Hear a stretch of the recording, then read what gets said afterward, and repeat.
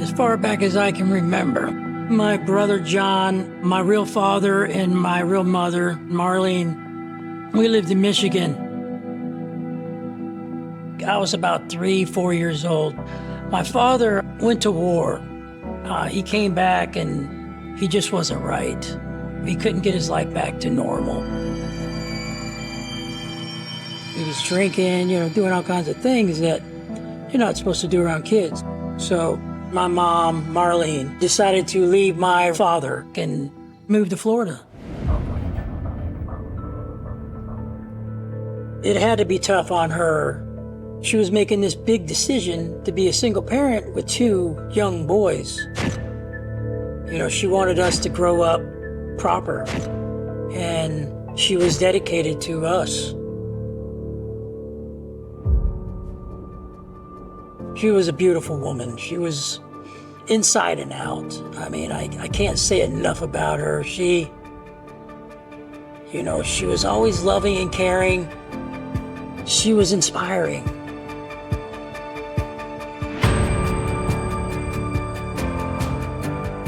Months passed, and she met Mike Warren, and he seemed like a nice guy. He was charming, he was flattering, he said the right things at the right time. He'd go out his way to do something, for someone.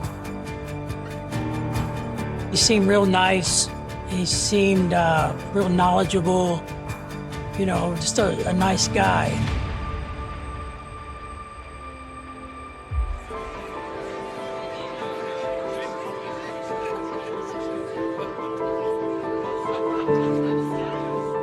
So they got married. My mom was content. We were striving as a family. Things were going pretty good. I mean, life was good. Marlene was a great mom who took pride in everything that she did, and I think that was exemplified by the life that she lived. She was successful. Marlene owned properties. She was essentially a landlord. And her husband, Mike, repossessed cars. They were a busy family. From the outside, it looked like success.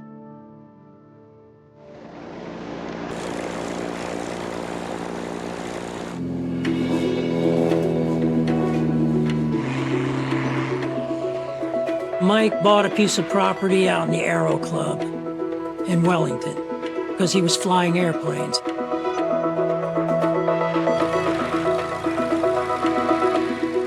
The people who lived there parked their airplanes in the backyard. We're talking about wealthy people. You'd be lucky to live here. The American dream.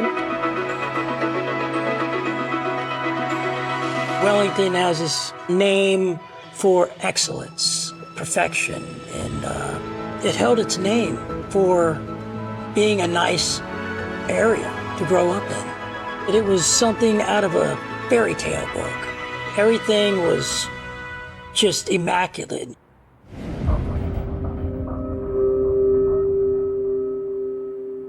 I can remember that day. It was around lunchtime. I was at work. My boss told me to go home. As soon as my mother saw me, she started crying and said, "Your brother's dead. He died in a car accident." I don't know how to tell you, I'm just gonna tell you. And I lost all energy in my body. I just went limp.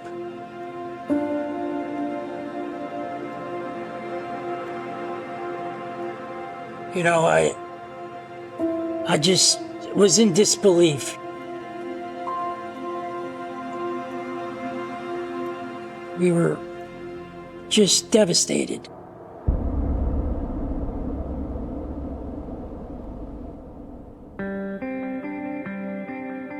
After my brother's death, my mom, she started reaching out, needing Mike more,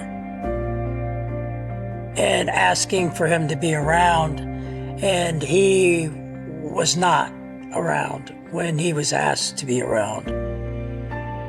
She asked him to hire someone and to do what he needs to do to be home.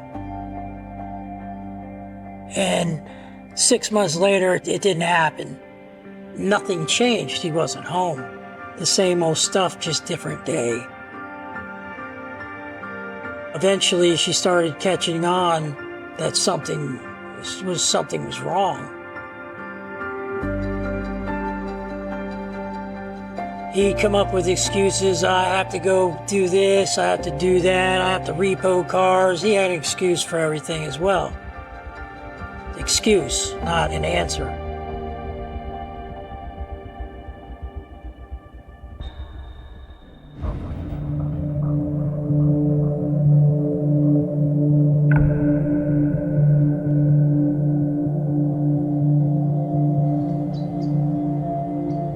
I remember that morning,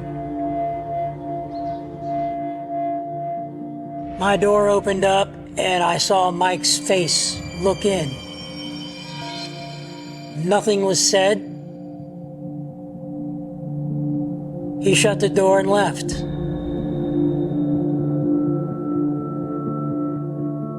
I had some friends over my house, and somewhere around 10 o'clock or so, we were eating our breakfast,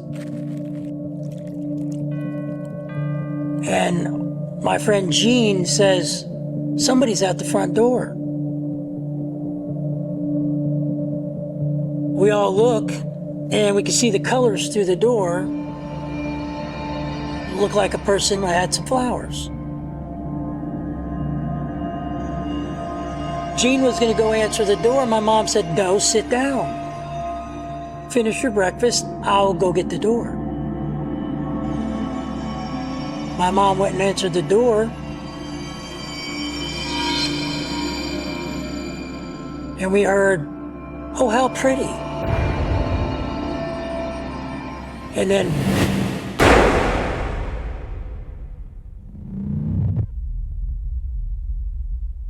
I saw my mom fall to the ground. I looked down and saw that something was desperately wrong.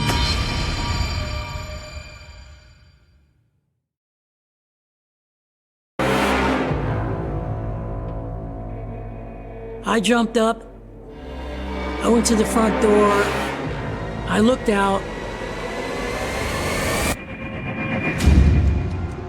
and then I saw the clown. I was shocked. There was makeup on and there was colorful costume. I knew I needed to identify this person somehow. But it was impossible. I mean, the only thing I saw visible was the eyes. I saw big brown eyes. I couldn't say if it was a male or female. What really stuck out to me was the boots and the orange wig. I mean, I was trying to see whatever I could possibly see.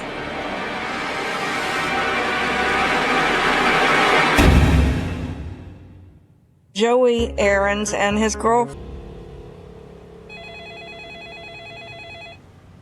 I was the copy editor at the Palm Beach Post when the call came through that there was a shooting at a house in Wellington, and everyone rushed to the house. In the meantime, there were a couple neighbors who had heard gunshots. One was a doctor, and he and his neighbor rushed over and started treating Marlene.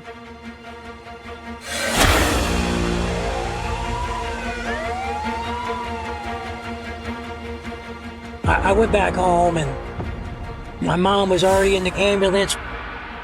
They told me they had her secured. She was okay. Detectives were there, roaming through the house, a cop in every corner, in every room. Police took photographs of everything. The blood stain in the entryway, the flowers that were still left behind, the balloons that were still left behind. Kind of right next to this pool of blood, very eerie, very sinister.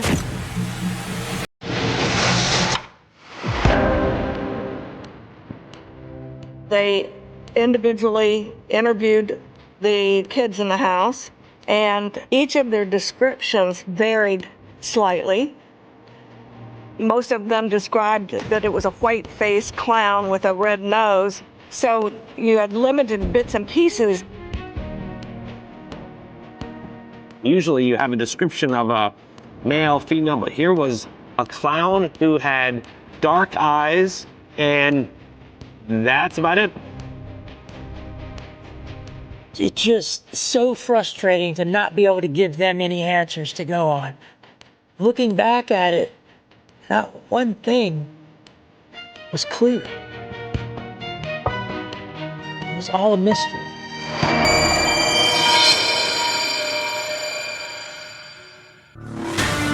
Breaking news, someone dressed as a clown shot a Wellington mother as she simply answered her front door. When this happened, it shocked the entire community. And the search was on for this mysterious evil clown. It was such a bizarre case that did grab everyone's attention, locally, nationally, internationally. That shooter, a clown carrying flowers and balloons. Marlene Warren had just entered her door, greeted by a clown. And the whole specter of this person being dressed like a clown added this media frenzy about it. Someone dressed as a clown came to the door with 2 balloons and a basket of flowers. Clowns became very scary for people. There is something creepy about clowns. It was frightening. Florida's known for kind of crazy crimes, and even by Florida standards, this one just blows it out of the water. Killer clowns are something you see on TV and in horror movies, not in real life.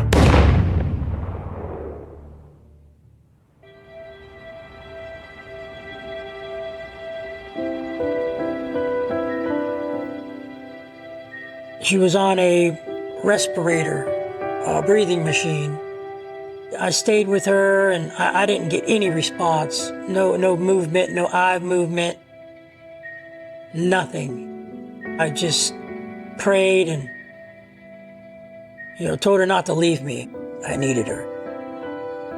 In the emergency room, Marlene Warren struggled to stay alive. The bullet had entered her mouth and traveled back to the spine, and it actually damaged her spinal cord and her ability to breathe on her own. The first day was still a lot of hope. The second day there was a lot of hope, but it started fading. On the third day, my grandmother said that, we're gonna have to let her go. That was pretty hard. That was really hard. I could feel it in my heart and my soul just get ripped out of me. When I looked down at her and I knew my whole heart and my soul just, it left me. Marlene suffered a gunshot wound to the head, and when she passed, the investigation changed from an attempted murder investigation to murder. Marlene Warren died after being shot in the face by a clown who came to her door bearing flowers and balloons. The detectives did ask Michael Warren if he had any ideas about who would have done this, what motive they might have had. Michael, who apparently was rattled, told police that the person who committed this could have been perhaps a disgruntled tenant because Marlene was a landlord. When the detectives spoke to all the people that knew Marlene Warren, to a man, to a person, everyone said nothing but the most glowing things about her. We met tenants in the apartments that she managed who described her as more than a landlord, but a member of their families. They couldn't find anybody that didn't like her or had any disagreement with her. So it pretty quickly became apparent that the only person that really had a motive was Michael Warren. I think that people who were close to Marlene believed that Michael was having an affair, cheating on Marlene with one of his employees. The potential for a divorce would have been a devastating one financially for Michael. If Marlene had decided to leave that marriage because of what he was doing, she would have gotten the money. She would have gotten the properties because they were in her name.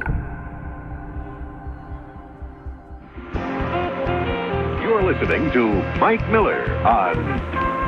We're talking about the death of Marlene Warren, the 26th of 1990. Somebody shot her wearing a clown outfit and left the home. Michael Warren with us.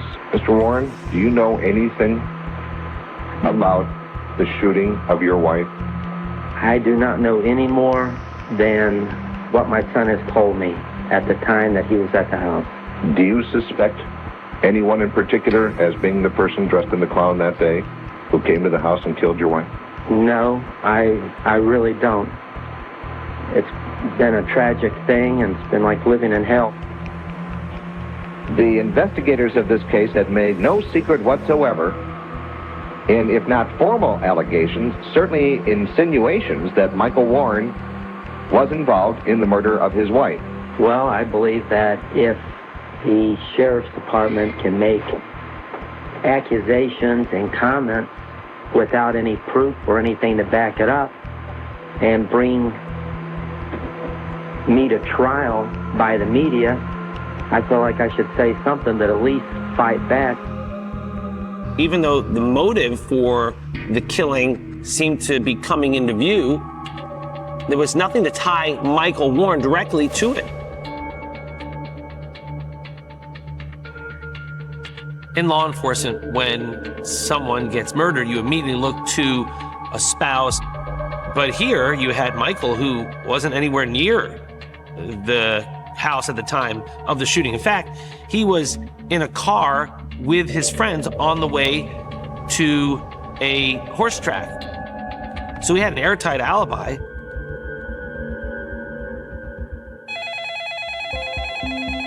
Soon after Marlene was shot, the police received a tip. I'm afraid to say this. I think you just need to Sheila Keen, if you question. A caller who said, check on Sheila Keen. Sheila Keen was a girl from the Glades. A lot of people knew her. She was a girl with long brown hair, these deep chocolate eyes. She worked with Michael repossessing cars. They were close, they did business together, and as time went on, their coworkers said that they were very affectionate with one another. It became pretty apparent very quickly that Sheila Keen was very much involved with Michael Warren, and it was more than business.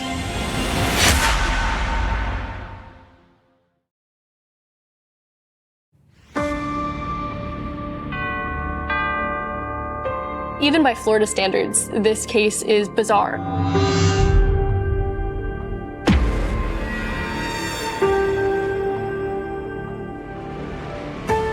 You have essentially the execution of a mother, not someone with mafia ties, not a woman with enemies, killed by a clown. Although it was obvious to everyone that Michael was cheating on Marlene behind her back with Sheila Keen, there was no evidence that Michael participated in the murder. So police were focused now on Sheila Keen. They had the flowers and the balloons, and they went back and searched every local flower store to find out who sold these flowers and who sold the balloon. Pretty quickly, detectives were able to locate nearby Publix that in fact sold that very style of an arrangement. When police went to the Publix, the employees who sold those balloons said that they remembered a tall woman with long brown hair buying them. They next then were able to locate a nearby costume shop that was called Capizio. So they were able to speak to a couple of the ladies that worked at Spotlight Capizio who reported that on Thursday night, the 24th of May, that a female had come to the door after they were closed and was insistently knocking on the door to get them to open up. They let her in. They described this woman as having long brown hair, brown eyes, kind of a mannish sort of mannerisms. This was 2 days before the murder. And while inside, this woman asked for a clown costume and extra white makeup, but was not interested in buying shoes. The clown who showed up at Marlene's door and pulled the trigger wasn't wearing clown shoes either. Joe and his friends said that the clown was wearing combat boots. So detectives recognized immediately that Sheila Keene matched the description both of the ladies at the Publix and the ladies at Spotlight Capizio. Police tell the employees to look through a police lineup for the person they sold that costume to, and Sheila's photo is in there. Neither is 100% sure that that's the woman who bought the costume.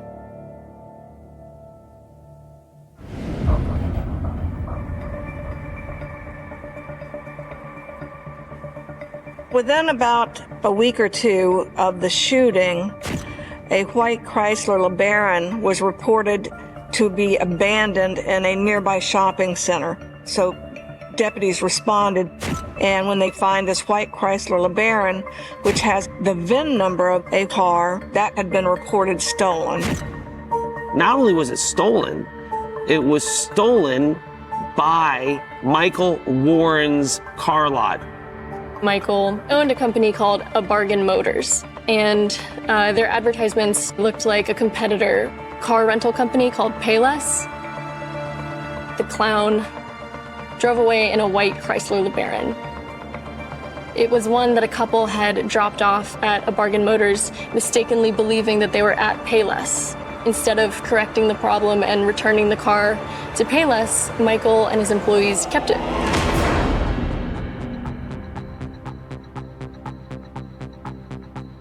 They processed the car. There was a Publix plastic bag in the car and some fibers. There are these reddish-orange fibers, consistent with what you might find in a clown wig. They also find long brown hair. Technology was not what it is today, and they weren't able to forensically analyze it.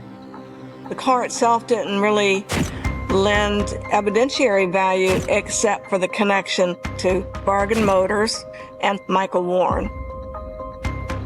Sheila Keene wasn't repo agent for Michael Warren. She was at the car lot a whole lot. They brought Sheila Keene in for interviewing and asked her, where were you on May 26th?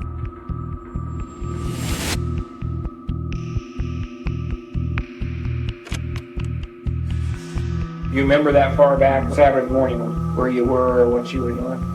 I got dressed, yeah, to Waymont. What time was it when you left your house? I don't know, I'd say somewhere, 10, 10:30, 11 o'clock, something like that. Did you find that car? No, Did you talk to anybody down there? No. Just drove by? Yeah. What kind of car were you looking for in point? Oh, God. I don't know, I think it was a Datsun, Nissan, Toyota, something like that. I don't You know the location of which street in point? I think it's north something, 13th and 14th, I don't know. She told police that at the time of the shooting, she was out repossessing cars, but she couldn't really give any kind of definitive address. She was unable to provide them with a single person that she spoke to. You couldn't have been driven by this pack because of this relationship. relationship that you and Mike? So, There is no relationship. There is no passion. She adamantly denied being in a romantic relationship with Michael Warren. what would happen if that was your car? I don't know how it got there because I wasn't in the car. She claimed that her hair in the car could have come from anybody. We're getting nowhere because I'm telling you I didn't do it. So whoever wants you to think that I done it, you need to find out who that person is. She denied killing Marlene, and police didn't have anything that could prove otherwise at that time. They couldn't move forward. They couldn't conclusively link Sheila to the murder. I remember after they questioned her, she left town. She was gone, you know. And I'm going, oh my goodness. Sheila Keene thought she got away with it. But although the case went cold, didn't mean it was over. This is still all about Marlene Warren. We want to do justice for her.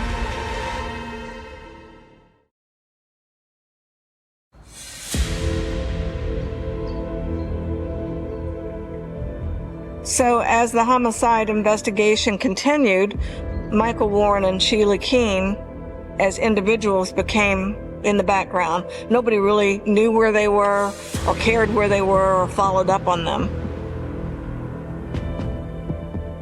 The case started to go cold. You had a circumstantial case without a lot of direct evidence. There wasn't enough for prosecutors and police to decide to make a charge. And so this case grew colder by the day. I had to say to myself, they're never going to find out who did this.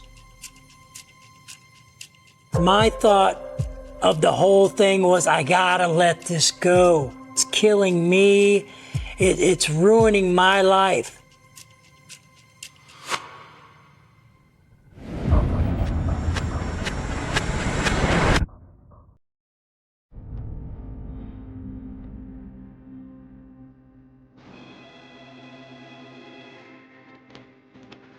One of the reporters at the Palm Beach Post was revisiting the case.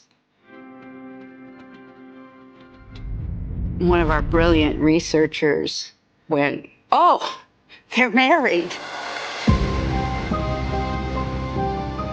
Michael Warren and Sheila Keene had gotten married, and that started a whole new interest of,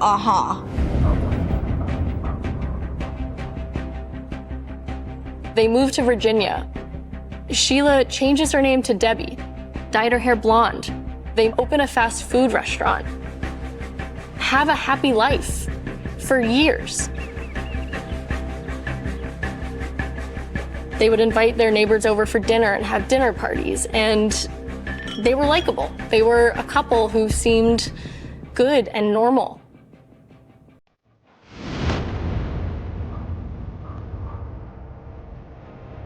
Palm Beach County Sheriff's Office got a grant to re-examine old cases, and they chose this clown murder case.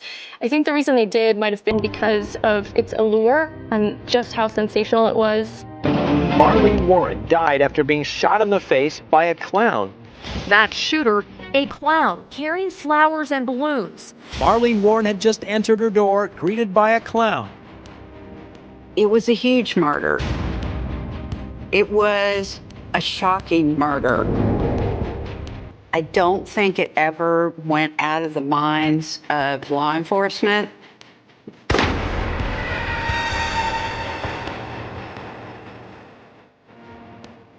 And then I think the learning that they were married compelled them even more. I found out that they opened up the case again. I mean, I was crying, but happy tears. I've never had that feeling before. You know, it was really wild.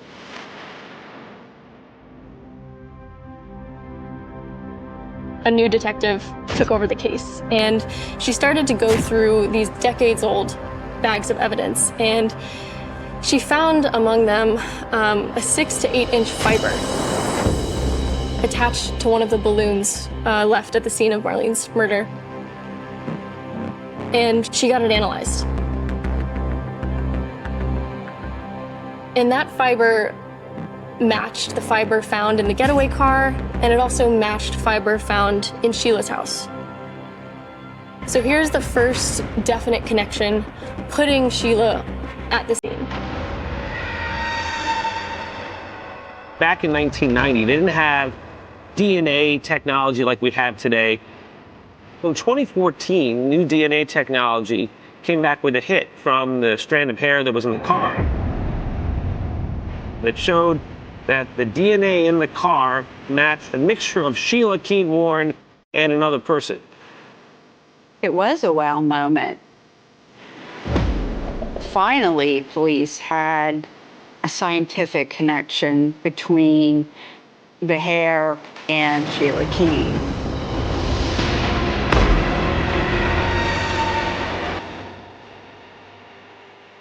There was a meeting with the state attorney's office, and the decision was made to make the arrest of Sheila Keene for the murder of Marlene Warren. We were determined to do justice. We wanted her to be held accountable for her evil actions. She was the evil clown, and her day was coming.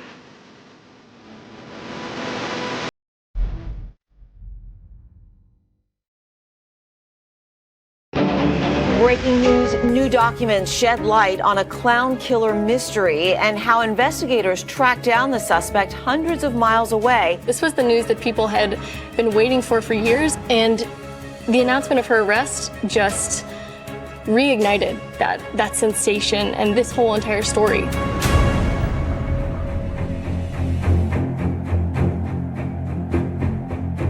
They were watching them up at their home in Virginia, and they wanted to make the arrest away from the house.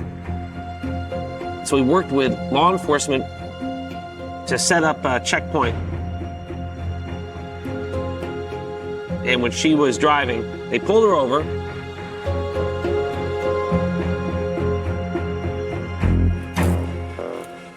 And told her she was under arrest. Sheila Keene didn't say, "What am I getting arrested for?" She only had one question for law enforcement: if her husband was going to be arrested too.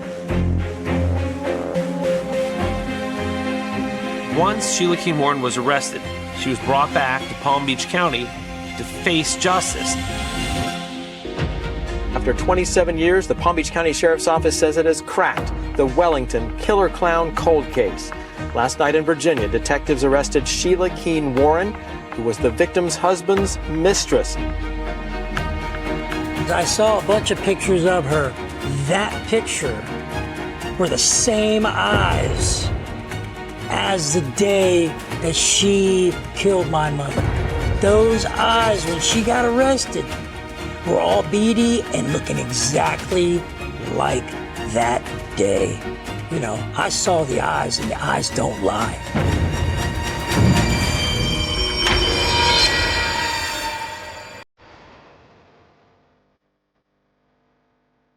See if you'd answer some questions that really weren't ever answered back then.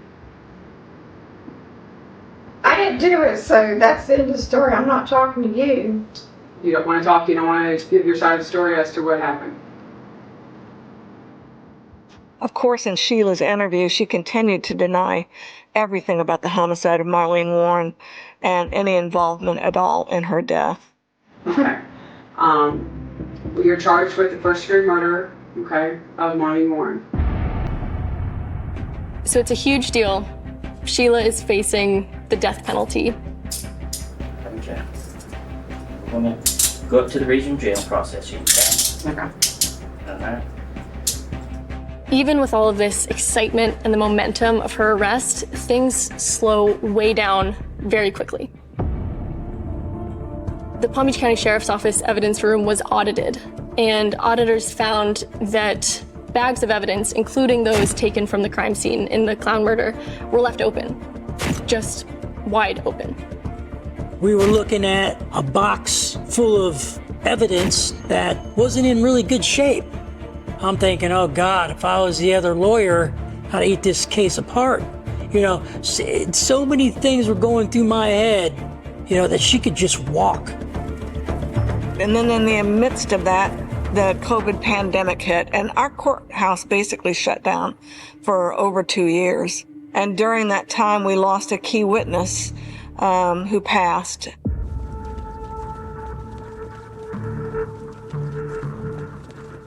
Each day that passes, evidence is getting weaker. You've got fewer and fewer witnesses. Sheila had a robust team of defense attorneys who did everything they could to poke holes in the prosecutor's case.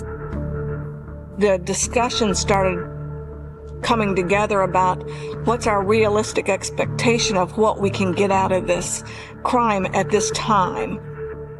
Prosecutors decided not to pursue the death penalty. She could be sentenced to life in prison, but not executed. It got so close to trial that Dave Ehrenberg, the state attorney, was on TV saying, this trial is coming in 2 weeks, and we are so confident that she's going to be convicted. I had to get to the point and tell myself, no matter how this ends, I have to be good with it. If she walks and doesn't get anything, I got to be good with it. Finally, the trial is just around the corner, and we get a tip that Sheila is about to plead guilty in less than an hour. The old school, yeah, this is a 1990. No one expected it. I go to the courthouse because we've gotten this tip. Yes, Your Honor. At this time, Ms. Keem Warren witness plea of guilty as outlined in the plea agreement. The state offered her a pretty remarkable plea deal. She pleads guilty to second-degree murder in exchange for a 12-year prison sentence, which was just a huge shock. I would never have entered into this plea agreement unless Joey approved it. The victim is really important to us, and Joe said that he was ready to move on and have some measure of closure. I couldn't deny it. I wanted a conviction. And so did they. If she was going to do 12 years, let's do the 12 years. She'll pay. One way or another, she'll get what's coming to her. The whole time Sheila Keene Warren was behind bars, she never let on that she was the clown killer. Michael Warren was in the car with a perfect alibi while this occurred. There was no evidence that Michael participated in the murder of his wife. So we do not have enough to charge him. And if that changes, we'll be ready.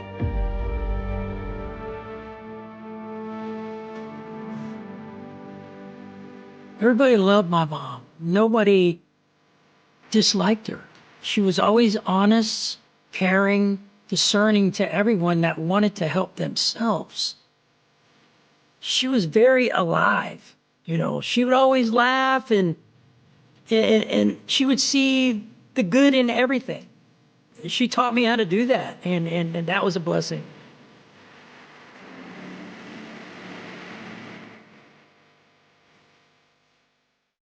The first call came in on an ordinary August morning, the kind of morning that painted suburban Colorado in warm sunlight before the summer heat settled across the quiet streets. Lawns had already been watered. Garage doors opened one after another as neighbors left for work. Children were only days away from returning to school. It looked like another peaceful day in Frederick, a growing community where families gathered for weekend barbecues, bicycles rested in driveways, and everyone seemed to know the names of the people living next door. Then, without warning, that peaceful image cracked. A pregnant woman had vanished. So had her 2 little daughters. At first, it sounded like the beginning of a missing person case. Those happen more often than people realize. Sometimes a family argument turns into a temporary disappearance. Sometimes someone leaves to cool off. Sometimes a phone dies, appointments are missed, and panic spreads long before the truth catches up. But there was something different about this one. A friend knocked on the front door again and again. No answer. The car was still parked in the garage. The children's car seats remained inside. Sian and Watt's purse had been left behind. Her medication, something she rarely traveled without, was still sitting inside the house. Every object seemed to whisper the same impossible question. How does a mother disappear without taking the things she never left home without? Within hours, television cameras began arriving outside a large grey house in a quiet neighborhood called Saratoga Trail. Police cruisers lined the curb where children had once laughed on scooters. Yellow tape fluttered gently in the Colorado breeze as neighbors stood in small groups, speaking softly, trying to understand what was happening only a few steps away from their own front doors. Nobody knew it yet, but America was about to witness one of the most haunting family murder cases of the 21st century. The story would grip millions not because it involved a mysterious serial killer hiding in the shadows, nor because it unfolded across decades without answers. It would become unforgettable because the danger had never come from outside the home. It had been living inside it. This is not simply the story of a crime. It is the story of appearances. Of smiles carefully arranged for photographs. Of family videos filled with laughter. Of social media posts celebrating birthdays, holidays, anniversaries, and ordinary moments that looked so real they convinced thousands of strangers they were witnessing happiness itself. Behind every smiling picture, there is a moment frozen forever. But pictures never tell us what happened immediately before they were taken. Or what happened after. For years, the Watts family seemed to embody a version of the American dream that many people chased but few believed they could truly reach. A beautiful home. 2 healthy daughters. A baby boy on the way. A husband with a stable job. A wife who documented family life with contagious energy and optimism. If someone had asked the neighbors to describe them only weeks before everything fell apart, many would have used words like friendly, quiet, hardworking, or loving. No one described them as dangerous. No one imagined that the smiling father mowing his lawn could one day become the center of an investigation that would shock the world. Perhaps that is what makes this case linger in people's minds years later. It forces an uncomfortable realization. Sometimes monsters do not announce themselves. Sometimes they wave politely across the street. Sometimes they help carry groceries. Sometimes they kiss their children goodnight. Sometimes they smile directly into the camera. Long before investigators searched an oil field. Long before forensic teams examined every inch of a family home. Long before interviews, confessions, court hearings, and prison sentences. There was simply another ordinary family trying to build a future. Or at least that was how it appeared. Frederick, Colorado, was never meant to become internationally recognized for tragedy. Nestled against the backdrop of distant mountains, it was the kind of town where evenings settled quietly over neat subdivisions. New homes stretched across neighborhoods built for growing families seeking safety, space, and opportunity. Couples moved there believing they were escaping the chaos of larger cities. Children played outside until sunset while neighbors exchanged friendly conversations from driveways. The streets felt predictable. Predictability creates comfort. Comfort creates trust. That trust would soon be shattered. When investigators first walked toward the Watts residence, nothing about the exterior hinted at unimaginable violence. The house stood clean and orderly. The lawn was maintained. Decorative stones lined the landscaping. Family vehicles rested exactly where they should have been. Everything appeared normal. Too normal. Experienced investigators understand that homes often preserve strange silences after extraordinary events. A chair slightly out of place. A blanket folded differently. A forgotten shoe. An untouched breakfast. The smallest details begin telling stories long before people do. Inside this house, every room would eventually become part of a timeline reconstructed minute by minute. But on that first morning, the timeline still belonged to mystery. Friends insisted Shannan would never disappear voluntarily. She was expecting another child. She adored her daughters. She had plans. Appointments. Messages waiting to be answered. Conversations that suddenly stopped. People who knew her struggled to connect the woman they loved with the silence that now surrounded her. Silence can be louder than panic. The absence of a text message. The unanswered phone call. The unopened front door. These tiny interruptions in routine often become the first warning that something impossible has happened. While officers continued searching the home, another scene was quietly unfolding outside. News cameras captured Chris Watts speaking to reporters. He appeared calm. Perhaps slightly nervous. He pleaded for his family to come home. He spoke directly into television cameras, asking anyone who knew where Shannan and the girls were to contact authorities. His words sounded appropriate. His expression appeared restrained. He described wanting his family back. Millions would later watch those interviews repeatedly, examining every blink, every pause, every shift in posture, wondering whether evil had already revealed itself in ways nobody recognized at the time. Human beings have a remarkable tendency to search backward for clues after tragedy strikes. We replay conversations. We revisit photographs. We study expressions. We convince ourselves that warning signs were always there. Sometimes they were. Sometimes they were invisible until the truth gave them meaning. As the hours passed, investigators worked against time. Missing person cases often move quickly because the first 48 hours can determine whether someone is found alive.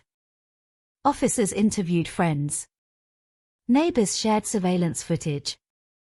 Phones were examined. Schedules reconstructed.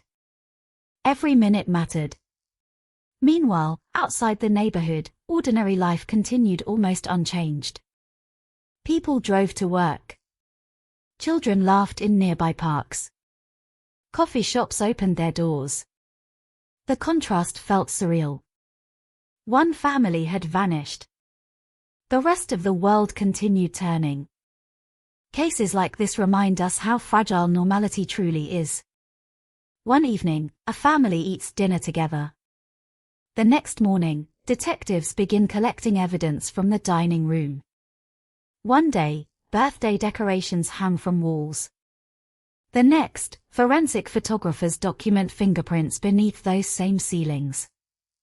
Life can divide itself into two chapters with terrifying speed. Before. After. For the Watts family, August 13, 2018, became that dividing line. Everything before it would later be examined through a different lens. Vacation photographs. Home videos. Facebook live streams. Text messages. Financial records. Arguments. Affection. Silence. Nothing remained ordinary anymore. Investigators would eventually piece together a story built not only from physical evidence but from thousands of tiny digital footprints. Modern life leaves behind countless traces, location data, security cameras, phone records, internet searches, receipts, social media interactions. Every decision leaves a shadow somewhere. The truth was hiding inside those shadows. Yet even before technology began revealing its answers, another question quietly emerged among those closest to the family. If Shannan loved her daughters more than anything. If she was excited about the baby she was carrying. If she had built so much of her life around family. Why would she leave without saying goodbye? That single question refused to disappear. It lingered in every conversation. It echoed through every interview. It haunted every investigator entering the case. The longer no answers appeared, the heavier the silence became. Neighbors watched patrol cars arrive and leave. Television helicopters circled overhead. National news anchors repeated the family's names until strangers thousands of miles away began hoping for a miracle they had never expected to care about. Perhaps the family would be found safe. Perhaps there had been a misunderstanding. Perhaps tomorrow would bring relief instead of heartbreak. Hope is often strongest just before it is broken. No one standing outside that quiet Colorado home could yet imagine the horror hidden beneath the surface of the investigation. No one knew that the search for a missing mother and her daughters would soon become the search for 3 murder victims and an unborn child whose future had ended before it ever had the chance to begin. The story that captured the world's attention did not begin with flashing police lights or courtroom verdicts.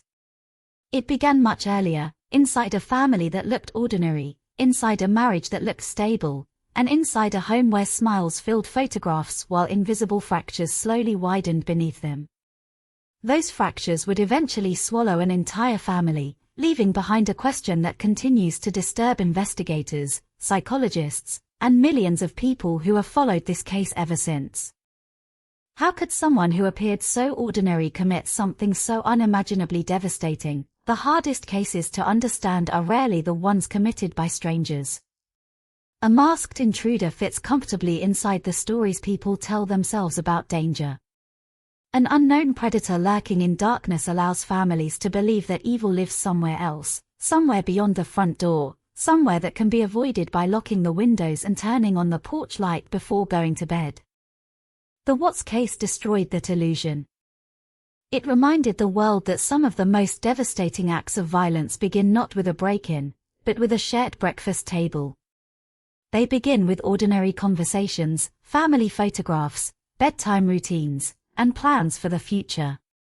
They unfold quietly, hidden beneath routines so familiar that no one notices the warning signs until there is nothing left to save. When investigators eventually reconstructed the final days leading up to August 13th, they did not find the life of a family already falling apart in public.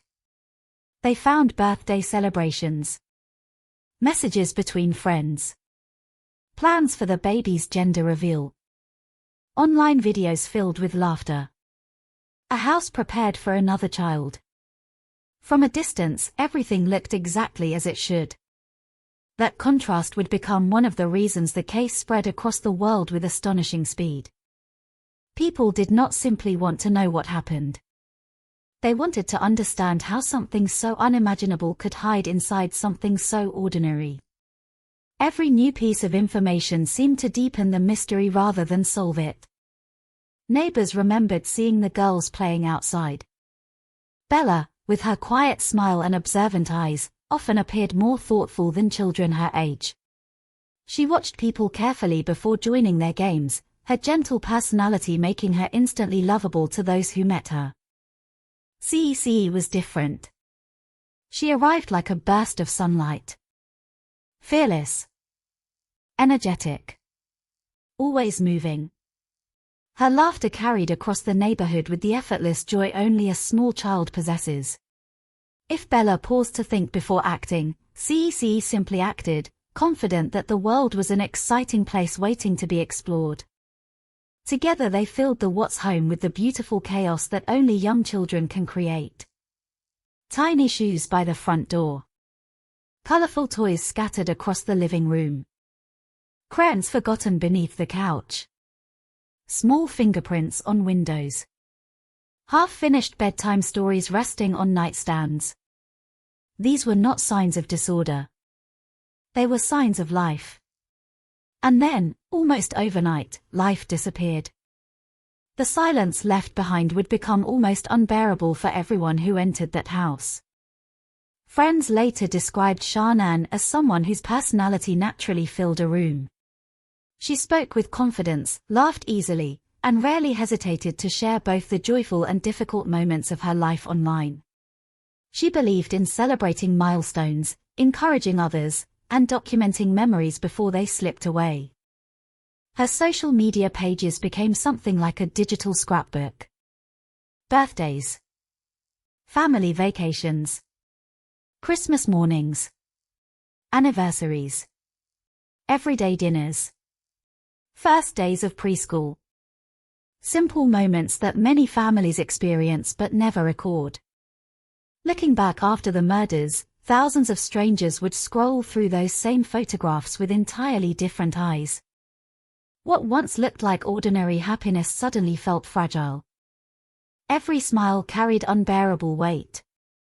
Every family embrace became a moment frozen just before history changed forever. There is something deeply unsettling about seeing people who have no idea what awaits them. It reminds us that none of us can see tomorrow. The Watts family certainly could not. For Chris Watts, life also appeared remarkably ordinary from the outside.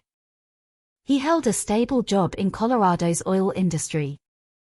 Co-workers generally described him as quiet, reserved, dependable.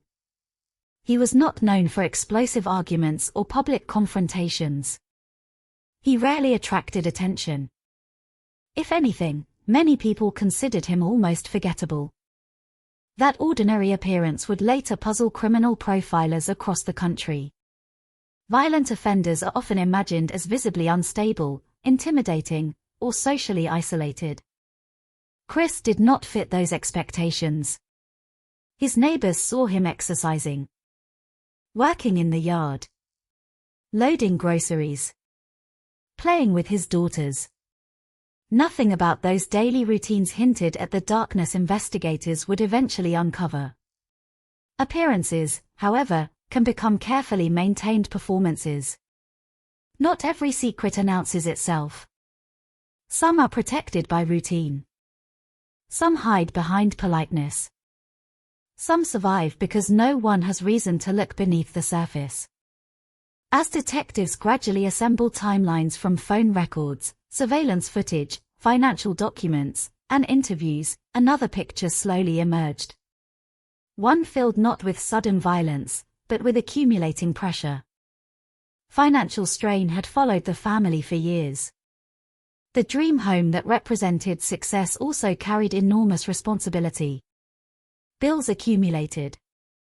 Credit card balances grew. Past bankruptcy had not erased every burden. Like countless families across America, they balanced aspirations against financial reality. Money alone does not explain murder. Millions of couples struggle financially without resorting to violence.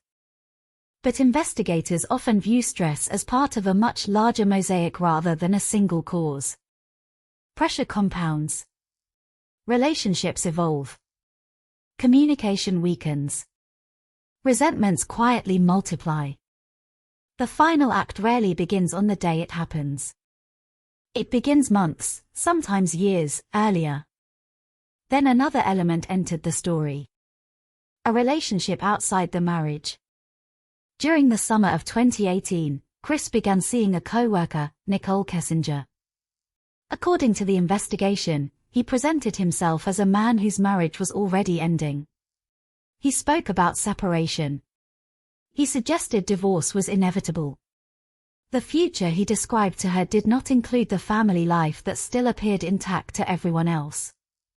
While Shannon traveled for work and spent several weeks visiting family in North Carolina with the girls, Chris experienced a different version of life. Dinners. Weekend outings. Camping trips. Conversations about possibilities. A future that seemed lighter than the responsibilities waiting for him at home. Whether he viewed that future as freedom, escape, or reinvention remains something only he fully understood. But investigators would later conclude that he had begun imagining a life in which the obstacles standing between him and that future simply no longer existed. It is a chilling realization. Not because affairs are uncommon. They are not. Relationships fail every day. Marriages end every day. Divorce, painful as it may be, remains one of the lawful ways people begin new chapters. What transforms an ordinary marital crisis into unimaginable horror is the moment someone decides another human being no longer deserves the chance to keep living. That invisible line separates heartbreak from murder. By early August, Sharnan herself sensed that something had changed. Friends would later describe conversations in which she expressed confusion about Chris's emotional distance. She noticed differences in his behavior. Messages between them reflected a wife searching for reassurance while trying to understand why the warmth she once felt seemed to be fading. She was not planning an ending. She was searching for answers. She was preparing for another baby. She was trying to hold her family together. Like so many people caught inside collapsing relationships, she could not yet see how close the edge had become. Perhaps the cruelest truth about betrayal is that it usually unfolds in silence. One person knows. The other keeps believing. Hope survives longer than honesty. That summer became filled with those invisible imbalances. One spouse imagining reconciliation. The other imagining escape. Neither future could exist at the same time.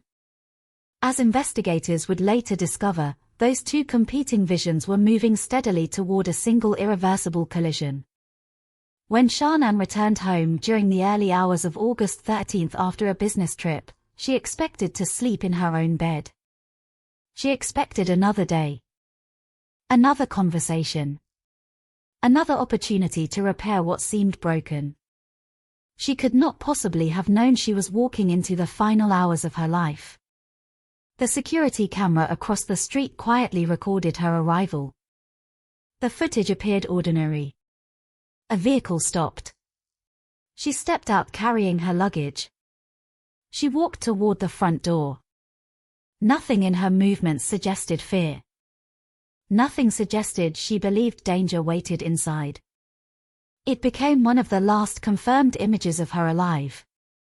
That ordinary recording would later become one of the most haunting pieces of evidence in the entire investigation because it captured something profoundly human. A woman coming home. A simple act repeated thousands of times by millions of people every night. None of those people imagine that opening their own front door could become the final ordinary moment of their lives.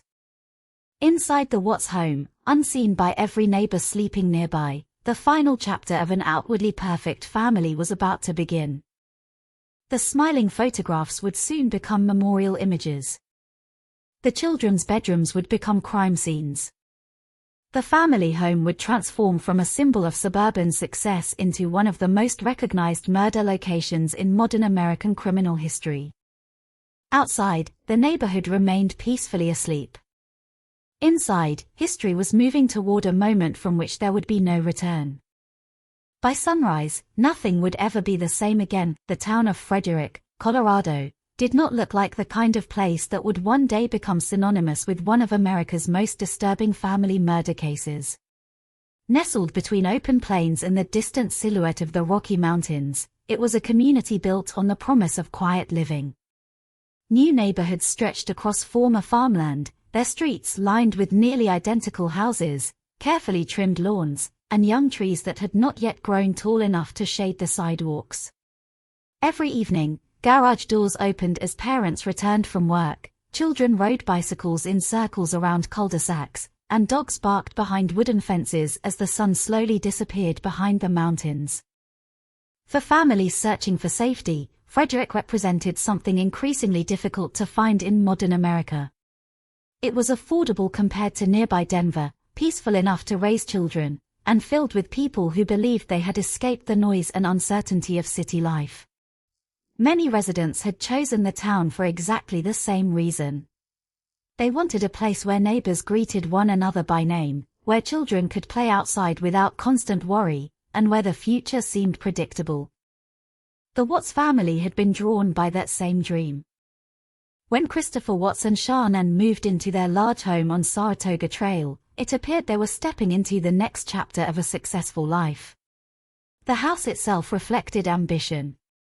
With its spacious rooms, modern kitchen, multiple bedrooms, and neatly maintained exterior, it looked like the kind of place many young couples imagined owning someday. It stood proudly among other newly constructed homes, blending perfectly into a neighborhood where nearly every driveway held family vehicles and basketball hoops overlooked the street. From the outside, nothing distinguished the Watts residence from dozens of others nearby. That ordinary appearance would later become one of the most unsettling aspects of the entire case. Because evil had not hidden inside an abandoned building or an isolated cabin deep in the woods. It had hidden behind a bright red front door decorated with seasonal wreaths. Inside that home lived a family that seemed almost impossible to dislike. Chris Watts rarely sought attention. Friends and co-workers often described him as polite, quiet, and reserved. He was not someone who dominated conversations or tried to become the center of every gathering. Instead, he listened more than he spoke. He smiled politely. He appeared dependable. If someone had asked acquaintances to predict which husband in the neighborhood might one day commit an unimaginable crime, very few, if any, would have pointed toward Chris. He projected calm. Perhaps even ordinary kindness.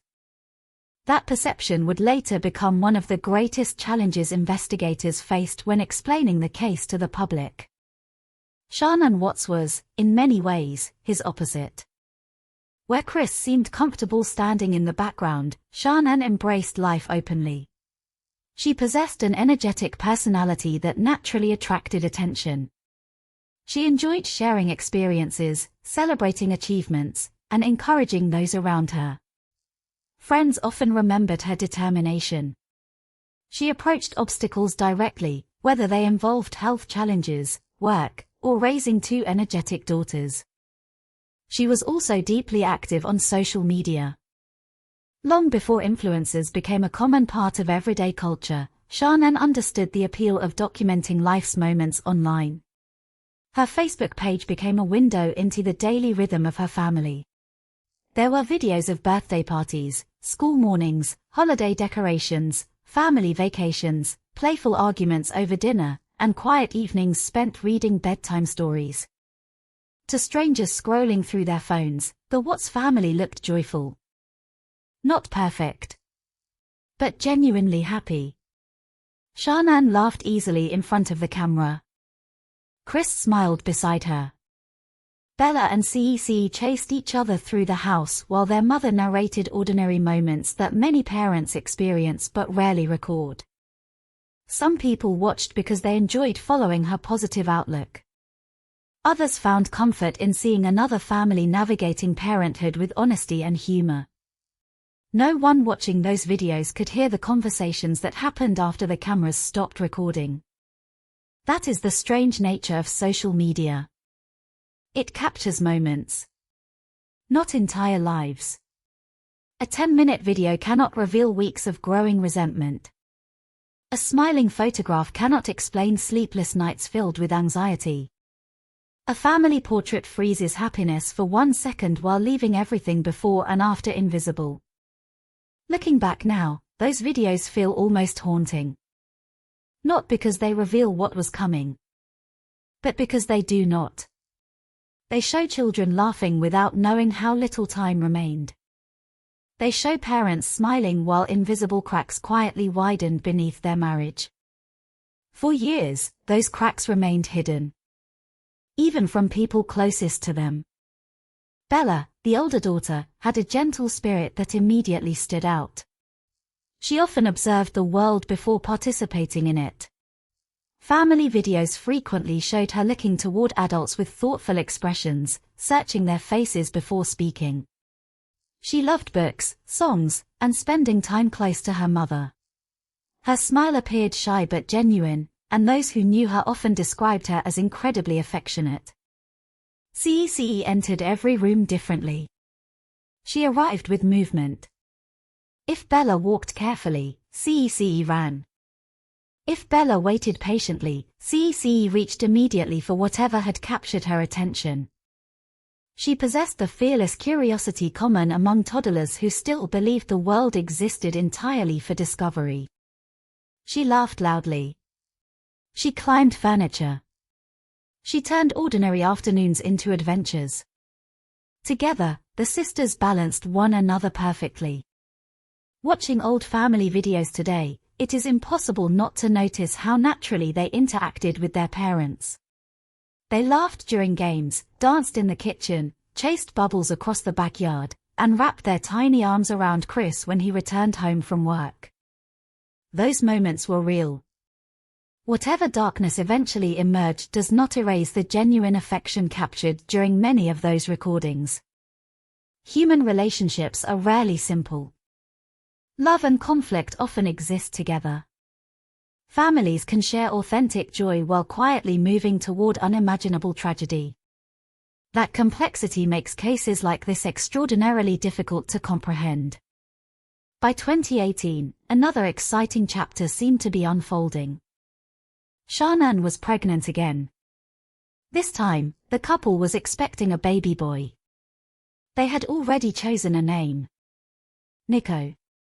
After having 2 daughters, welcoming a son felt like another milestone in the family's journey. Videos documenting the pregnancy reflected excitement, anticipation, and hope. There were conversations about preparing another bedroom, expanding the family, and imagining what life would look like with 3 children filling the house. To outside observers, their future appeared brighter than ever. But appearances can become deceptive when viewed from a distance. Behind closed doors, the marriage had begun changing in ways that could not be captured through carefully framed photographs. Stress accumulated quietly. Not all at once. Not dramatically. Like water slowly finding cracks in stone. Several years earlier, financial difficulties had forced the family to file for bankruptcy. Although both Chris and Shannon worked, maintaining the lifestyle they envisioned proved increasingly difficult. Mortgage payments, credit card debt, childcare expenses, medical costs, and everyday bills created continuous pressure. Financial stress affects countless households. It creates arguments over spending. It fuels uncertainty.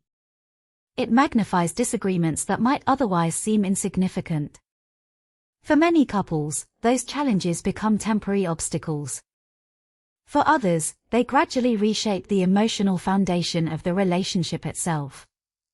Investigators would later examine those financial records carefully, not because debt explains murder, but because it helped paint a broader picture of the pressures surrounding the family during the months before the killings. Pressure alone never pulls the trigger. Pressure alone never strangles another human being. But pressure can expose weaknesses already present beneath the surface. Friends later recalled that Shannon worked tirelessly to improve the family's situation. She remained ambitious, optimistic, and committed to building a better future despite the challenges they faced. Her determination often inspired those around her, yet maintaining that optimism required constant effort. Meanwhile, Chris seemed increasingly withdrawn. Not outwardly angry. Not openly hostile. Simply quieter. More distant. Changes like those often happen gradually enough that spouses struggle to recognize their significance until much later. One missed conversation. Another quiet dinner. A growing emotional gap that widens almost invisibly. Many relationships survive those seasons. Some do not. As summer arrived in 2018, another factor quietly entered the marriage. One that neither neighbors nor social media followers could see. Chris had begun living 2 separate lives.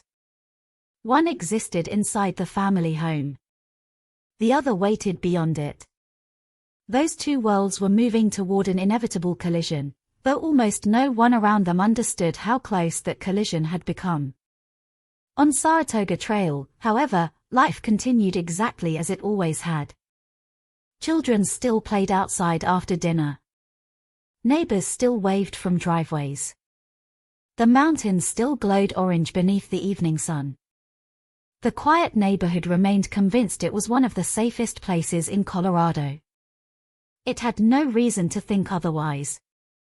The greatest threat to the Watts family was not approaching from somewhere beyond the horizon. It was already sitting inside the house, sharing meals, reading bedtime stories, and smiling for family photographs, waiting silently for a morning that would forever change the history of that peaceful street. As the summer of 2018 unfolded, the rhythm of the Watts household appeared unchanged to anyone looking from the outside. The mornings still began with alarms, hurried breakfasts, and the familiar routine of getting ready for work. Chris left the house before sunrise on many days, driving to oil fields operated by Anadarko Petroleum. Shannon balanced work with caring for Bella and CECE, filling her days with conference calls, errands, school activities, and countless responsibilities that come with raising 2 young children while preparing for a third. Life looked busy. Busy often looks healthy. When people are constantly moving, checking off tasks, answering messages, and planning for tomorrow, it becomes easy to overlook what is quietly unraveling beneath the surface. Inside the Watts home, 2 very different emotional worlds were beginning to exist under the same roof. Shannon believed they were navigating a difficult season in their marriage. Chris had already begun imagining a life beyond it. That difference would prove catastrophic. During the early summer, Shannon traveled with Bella and CECE to North Carolina, where they spent several weeks visiting family. It was meant to be a chance for the girls to enjoy time with their grandparents while Chris remained in Colorado because of work commitments. Couples often spend periods apart for practical reasons, and at first there seemed to be nothing unusual about the arrangement. But distance has a way of revealing changes that daily routines sometimes conceal. Phone calls felt shorter. Text messages became less affectionate. Conversations that once flowed naturally now seemed awkward and forced. Shannon noticed it. She mentioned it to friends. She tried to understand what had changed. She searched for explanations that still allowed hope to exist. Perhaps he was stressed. Perhaps work had become overwhelming. Perhaps they simply needed more time together. People rarely assume the worst when they love someone. Love encourages optimism. It encourages forgiveness. It encourages patience even when the evidence begins pointing elsewhere. While Shannon was surrounded by family in North Carolina, Chris experienced an unusual amount of independence. For the first time in years, the responsibilities of daily family life were temporarily absent. The house was quiet. There were no bedtime routines, no preschool schedules, no toys scattered across the living room floor. That silence created space. And into that space stepped another relationship. Chris had begun seeing a co-worker named Nicole Kessinger. According to the investigation, he presented himself as a man whose marriage was effectively over. He described himself as separated and moving toward divorce. To Nicole, he portrayed a future that seemed uncomplicated, a future in which he would soon be free to begin again. The reality was far different. His wife was pregnant. His daughters still believed their father adored them. His marriage had not ended. 2 different versions of Chris Watts now existed simultaneously. One was the husband appearing in family photographs. The other was the man discussing apartments, vacations, and new beginnings with someone else. Maintaining 2 realities requires constant deception. Every phone call must be explained. Every schedule adjusted. Every lie supported by another. Over time, deception becomes exhausting. Some people confess. Others walk away. Chris chose neither path. Investigators would later uncover phone records showing frequent communication between Chris and Nicole during the weeks leading up to the murders. They spent time together hiking, visiting restaurants, exploring museums, and talking about the future. To Chris, those experiences represented possibility. To Shannon, who knew nothing about most of them, the future still included family vacations, another baby, and repairing a marriage that seemed to be slipping away. The emotional distance between husband and wife grew wider with every passing day. Yet life continued demanding ordinary decisions. School supplies needed purchasing. Bills had to be paid. Doctor appointments remained scheduled. The nursery still required preparation. Reality often behaves this way before tragedy. It refuses to pause. It continues asking people to plan tomorrow even when tomorrow is quietly disappearing. As Shannon's pregnancy progressed, she appeared determined to keep her family together. Friends later described conversations filled with concern rather than anger. She wanted honesty. She wanted communication. She wanted to understand why the man she married no longer seemed emotionally present. Messages exchanged between the couple reflected that struggle. She asked questions. He offered short answers. She searched for reassurance. He seemed increasingly detached. Reading those conversations today is heartbreaking because hindsight transforms ordinary marital conflict into something much darker. At the time, however, Shannon believed they still had time. Time to talk. Time to heal. Time to rebuild. She could not know that Chris had already begun imagining a completely different future. One without compromise. One without custody arrangements. One without divorce proceedings. Investigators would later conclude that his desire to begin a new life had become intertwined with a horrifying willingness to eliminate the people standing between him and that imagined future. It is difficult to comprehend because it defies ordinary human reasoning. Most failing marriages end in painful conversations. Legal documents. Shared custody agreements. Financial negotiations. The overwhelming majority of people facing marital collapse choose those difficult but lawful paths. The Watts case forces a far more disturbing question. What happens inside the mind of someone who begins viewing the people they once loved not as human beings, but as obstacles? Psychologists have spent years examining that question. Some describe emotional detachment so profound that empathy gradually disappears. Others point to narcissistic thinking, where personal desires become more important than the lives of those closest to the individual.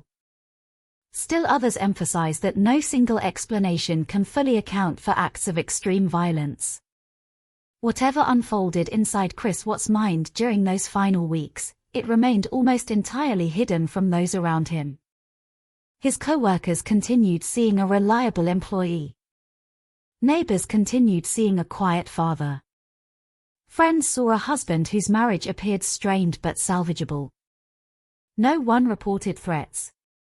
No one described explosive confrontations. The absence of obvious warning signs became one of the most unsettling features of the case. Then came August. Shannon and the girls returned to Colorado after spending several weeks away.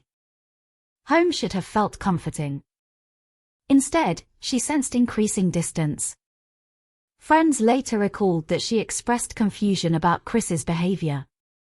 He no longer initiated affection. Conversations felt forced. His enthusiasm about the pregnancy seemed diminished. Still, she remained hopeful. Hope often survives long after certainty disappears. In early August, Shannon traveled once more, this time on a business trip to Arizona. Before leaving, she expected that time apart might help ease some of the growing tension. She continued communicating with Chris, trying to reconnect despite the emotional wall that now stood between them. While she attended meetings and spent time with colleagues, Chris remained in Colorado. Investigators would later establish that he also spent significant time with Nicole during this period. The contrast between those two realities could not have been greater. One woman was carrying his unborn son while discussing the future of their family. The other believed she was building a future with a man whose marriage was nearly finished. Neither understood the complete truth. As Sunday, August 12th, drew to a close, Shannon boarded her flight home. Travel delays pushed her arrival later than expected. It was after midnight when a friend drove her back to the house on Saratoga Trail. The neighborhood was asleep. Streetlights cast long shadows across the quiet pavement. Most homes were dark. Security cameras silently recorded what appeared to be an ordinary arrival. Shannon stepped out of the vehicle carrying her luggage. She thanked her friend. She walked toward the front door. Nothing in her movements suggested fear. Nothing hinted that she believed this ordinary Sunday night would become the final moments of her life. Inside the house, Chris was waiting. Exactly what was said between them during the hours that followed remains known only through Chris's later statements, portions of the investigative record, and the evidence collected afterward. Investigators believe the conversation centered on their deteriorating marriage and his desire to separate. By sunrise, the family that had once symbolized suburban happiness would no longer exist. Outside, Frederick remained silent. The wind moved gently through the neighborhood. Sprinkler systems activated before dawn. Some residents prepared for another work week. Others slept peacefully, unaware that one of the most infamous family tragedies in modern American history was unfolding only a few houses away. The American dream that had seemed so solid on Saratoga Trail was about to collapse forever, and when daylight finally arrived, the carefully constructed image of the Watts family would begin to unravel before the eyes of the entire world. There is a saying among homicide investigators that every victim is first introduced to the public by the worst day of their life. Their names appear in headlines beside words like murdered, missing, or victim. News reports summarize decades of living in only a few sentences. A lifetime of dreams, disappointments, triumphs, and ordinary moments is suddenly reduced to a photograph on a television screen. But before Shannon Watts became a name repeated across every major news network in America, she was simply a daughter who laughed loudly, a friend who remembered birthdays, a woman who refused to give up easily, and a mother whose world revolved around her children. To understand the tragedy that unfolded in August of 2018, it is necessary to step away from the crime itself. Because before there was an investigation, before there were detectives, before there were courtrooms and prison walls, there was a family. And at the center of that family stood Shannon. She possessed the kind of personality that naturally filled empty spaces. In conversations, silence rarely lasted long around her. She enjoyed connecting with people, asking questions, sharing stories, and encouraging others through their own struggles. Friends often described her as determined, resilient, and deeply loyal. She was someone who believed problems could be solved through effort, persistence, and optimism, even when life repeatedly placed obstacles in her path. That optimism had not come easily. Like many people, Shannon had experienced difficult chapters long before the world learned her name. She had faced health challenges that required patience and strength. Those experiences shaped her outlook, convincing her that life was too unpredictable to postpone happiness. Rather than hiding from adversity, she often spoke openly about overcoming it. She wanted people to know that difficult seasons did not have to define the future. Perhaps that explains why she documented so much of her daily life. She believed ordinary moments mattered. Morning coffee, family dinners, children laughing in the backyard, a husband returning home from work. These scenes were worth remembering because she understood how quickly life could change. Ironically, those countless photographs and videos would later become one of the most complete digital records ever assembled of a family before tragedy. They preserved not only birthdays and holidays, but hundreds of small moments that might otherwise have disappeared forever. Watching those videos today feels remarkably intimate. Shannon speaks directly to the camera as though talking to an old friend. Sometimes she laughs at herself. Sometimes she jokes with Chris. Sometimes she proudly records Bella or CEC accomplishing something small that only parents truly understand the importance of. There is no performance in many of those moments. Only a woman trying to preserve memories. Her enthusiasm extended beyond her family. She approached work with remarkable energy, building relationships through persistence and communication. Whether speaking with clients, co-workers, or friends, she carried herself with confidence that inspired many people around her. Not everyone agreed with every aspect of her public personality. That is true of almost anyone active on social media. But even those who knew her less closely often recognized how deeply committed she remained to the people she loved. Nothing reflected that commitment more clearly than motherhood. When Bella entered her life, Shannon embraced parenting with wholehearted devotion. Every new milestone became a celebration. First words. First steps. Birthdays. Preschool achievements. Even ordinary afternoons at home became opportunities to create memories. She often described motherhood not as a burden, but as the most meaningful responsibility she had ever accepted. Then came CECE. If Bella brought gentle calm into the household, CECE brought joyful chaos. Raising two young daughters demanded enormous patience, endless energy, and constant flexibility. Shannon appeared willing to give all three. Many parents watching her videos recognized familiar scenes. Children refusing vegetables. Toys covering the living room floor. Bedtime negotiations that somehow lasted an hour. The exhaustion visible beneath a mother's smile after another long day. Those ordinary struggles made her relatable. She was not presenting an impossible fantasy. She was sharing real family life, complete with laughter, frustration, and affection. Yet perhaps the most revealing moments appeared when the cameras focused on Bella. Bella possessed an unusual gentleness for someone so young. She watched adults carefully. She listened more than she interrupted. Her affection often appeared quiet rather than dramatic. She enjoyed helping. She wanted approval. She seemed happiest when everyone around her was smiling. Children like Bella often become emotional mirrors inside a family. They notice tension even when adults believe they are hiding it.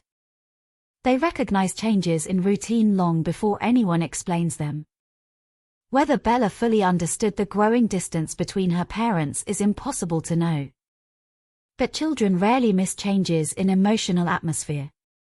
Even without words. Even without explanations. CECE experienced the world differently. Everything fascinated her. Everything deserved exploration. She ran toward excitement without hesitation, laughing with complete abandon as though joy itself were an endless game.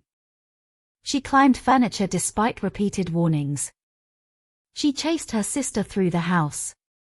She turned empty cardboard boxes into castles and ordinary afternoons into adventures. Watching recordings of CECE today, it becomes painfully clear how much life radiated from such a small child. Her energy filled every room. It is almost impossible to imagine silence replacing it. Yet silence would eventually become the defining characteristic of the house she once transformed into a playground. Friends who visited the Watts home often described it as busy rather than chaotic. There were toys scattered throughout the rooms. Family photographs decorated the walls. Children's artwork covered refrigerators. Small shoes rested beside the front door. Laundry baskets waited to be folded. Everything reflected ordinary family life. There is something profoundly heartbreaking about ordinary objects after tragedy. A favorite stuffed animal no longer hugged at bedtime. Tiny toothbrushes standing untouched in a bathroom. Children's cups waiting beside the kitchen sink. Nothing changes physically. Only the absence of the people who once used them transforms everything. Investigators would later walk through those same rooms documenting evidence. But before forensic photographers arrived, those spaces belonged entirely to family life. Every hallway echoed with footsteps too small to last forever. Every bedroom contained dreams interrupted far too soon. Then, during the spring of 2018, another reason for celebration arrived. Shannon discovered she was pregnant. The news filled her with excitement.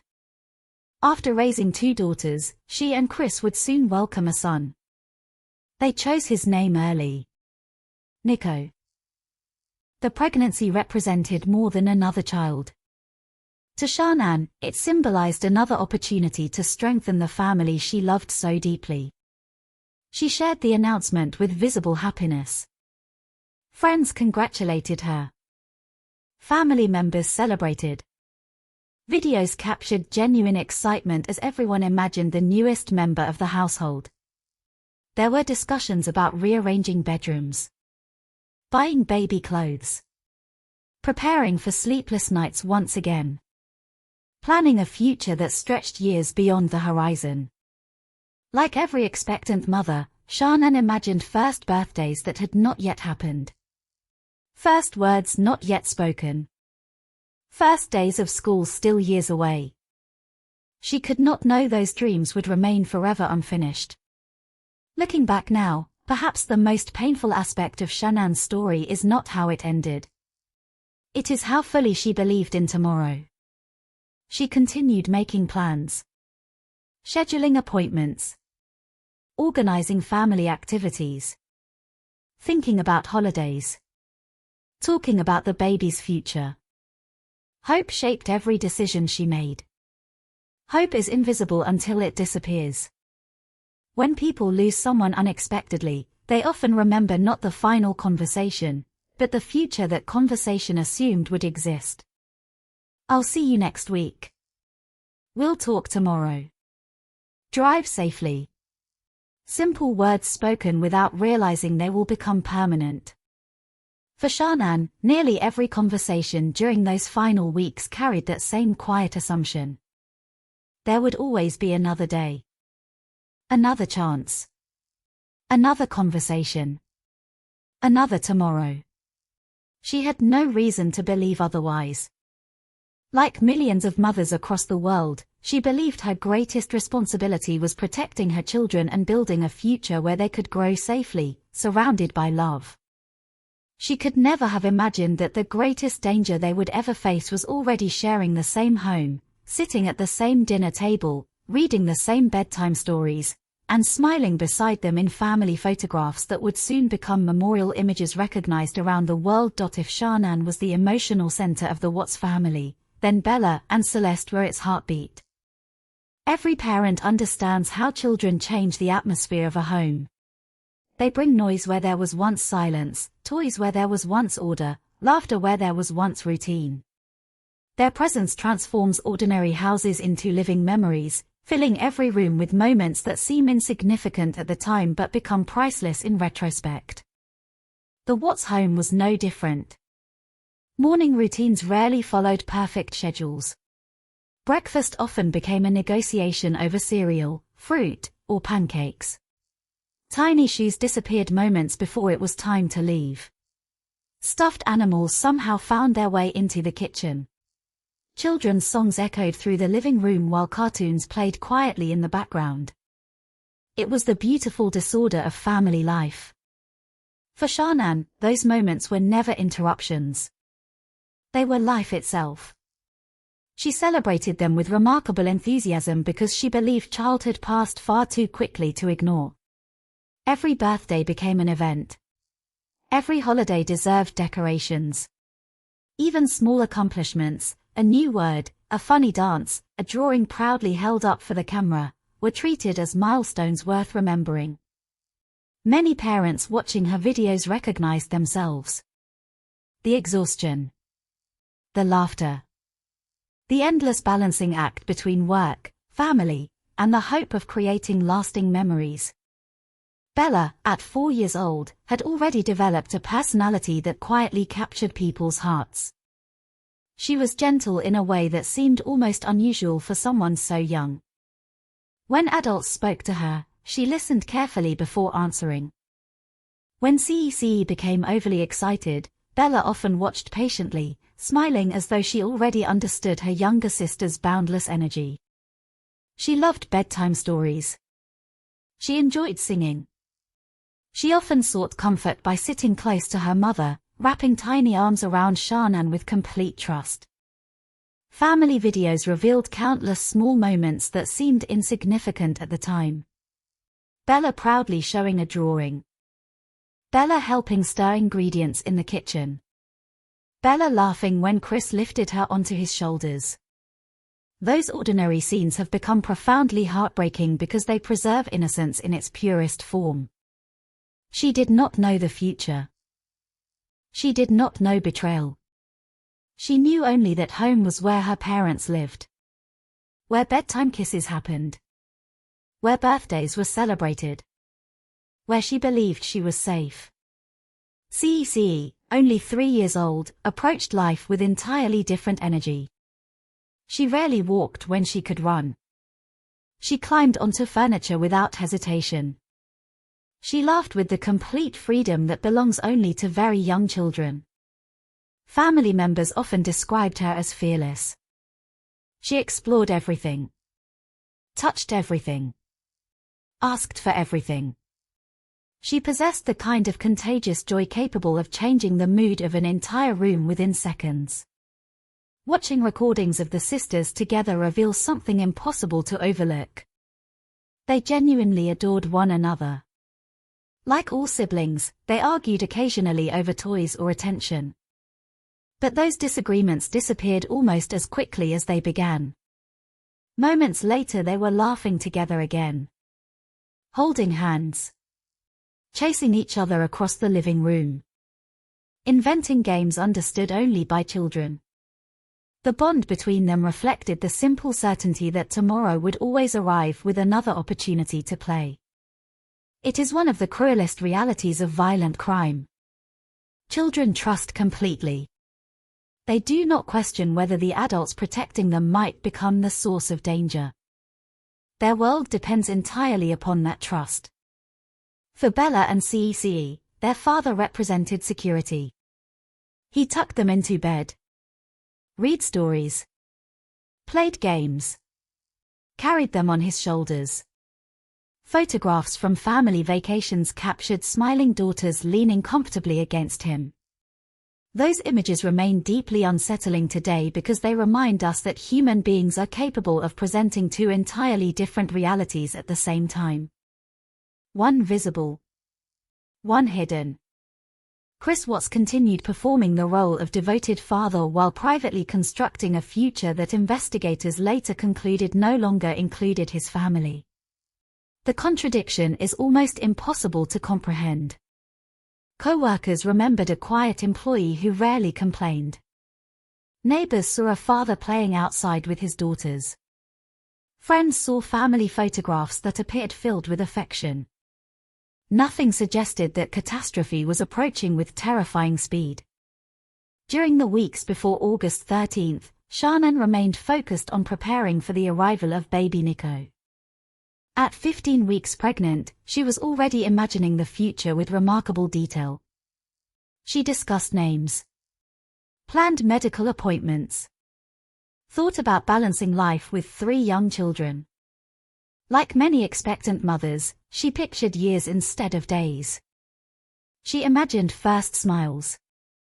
First birthdays. School graduations. Family holidays. Those dreams existed because they seemed entirely reasonable. No mother preparing to welcome a child imagines that both her future and the child's future will disappear together. Friends later recalled that Shannon occasionally expressed concern about the distance she felt growing between herself and Chris. She noticed changes. His affection seemed forced. His conversations became shorter.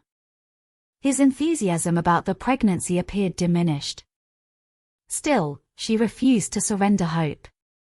Instead, she searched for solutions. She planned conversations. She asked questions. She tried to understand rather than accuse. That willingness to fight for the marriage reflected her personality. She believed relationships deserved effort. She believed families could survive difficult seasons. She believed honesty could repair emotional distance.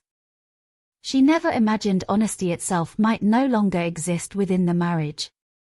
Meanwhile, the digital record of everyday life continued growing.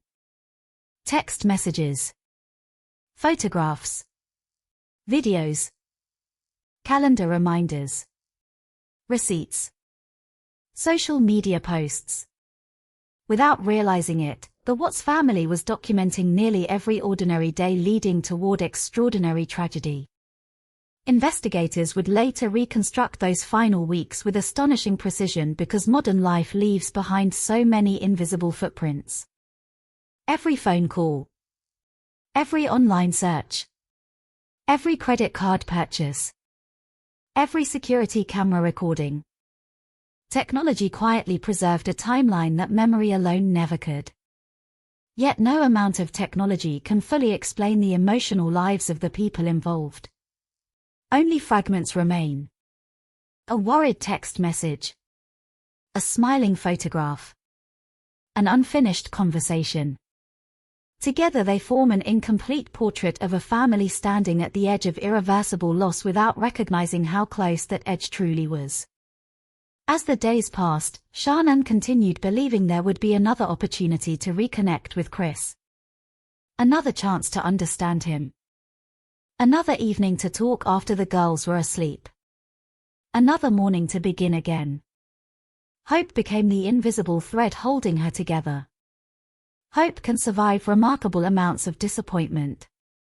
Sometimes it survives until the very last moment.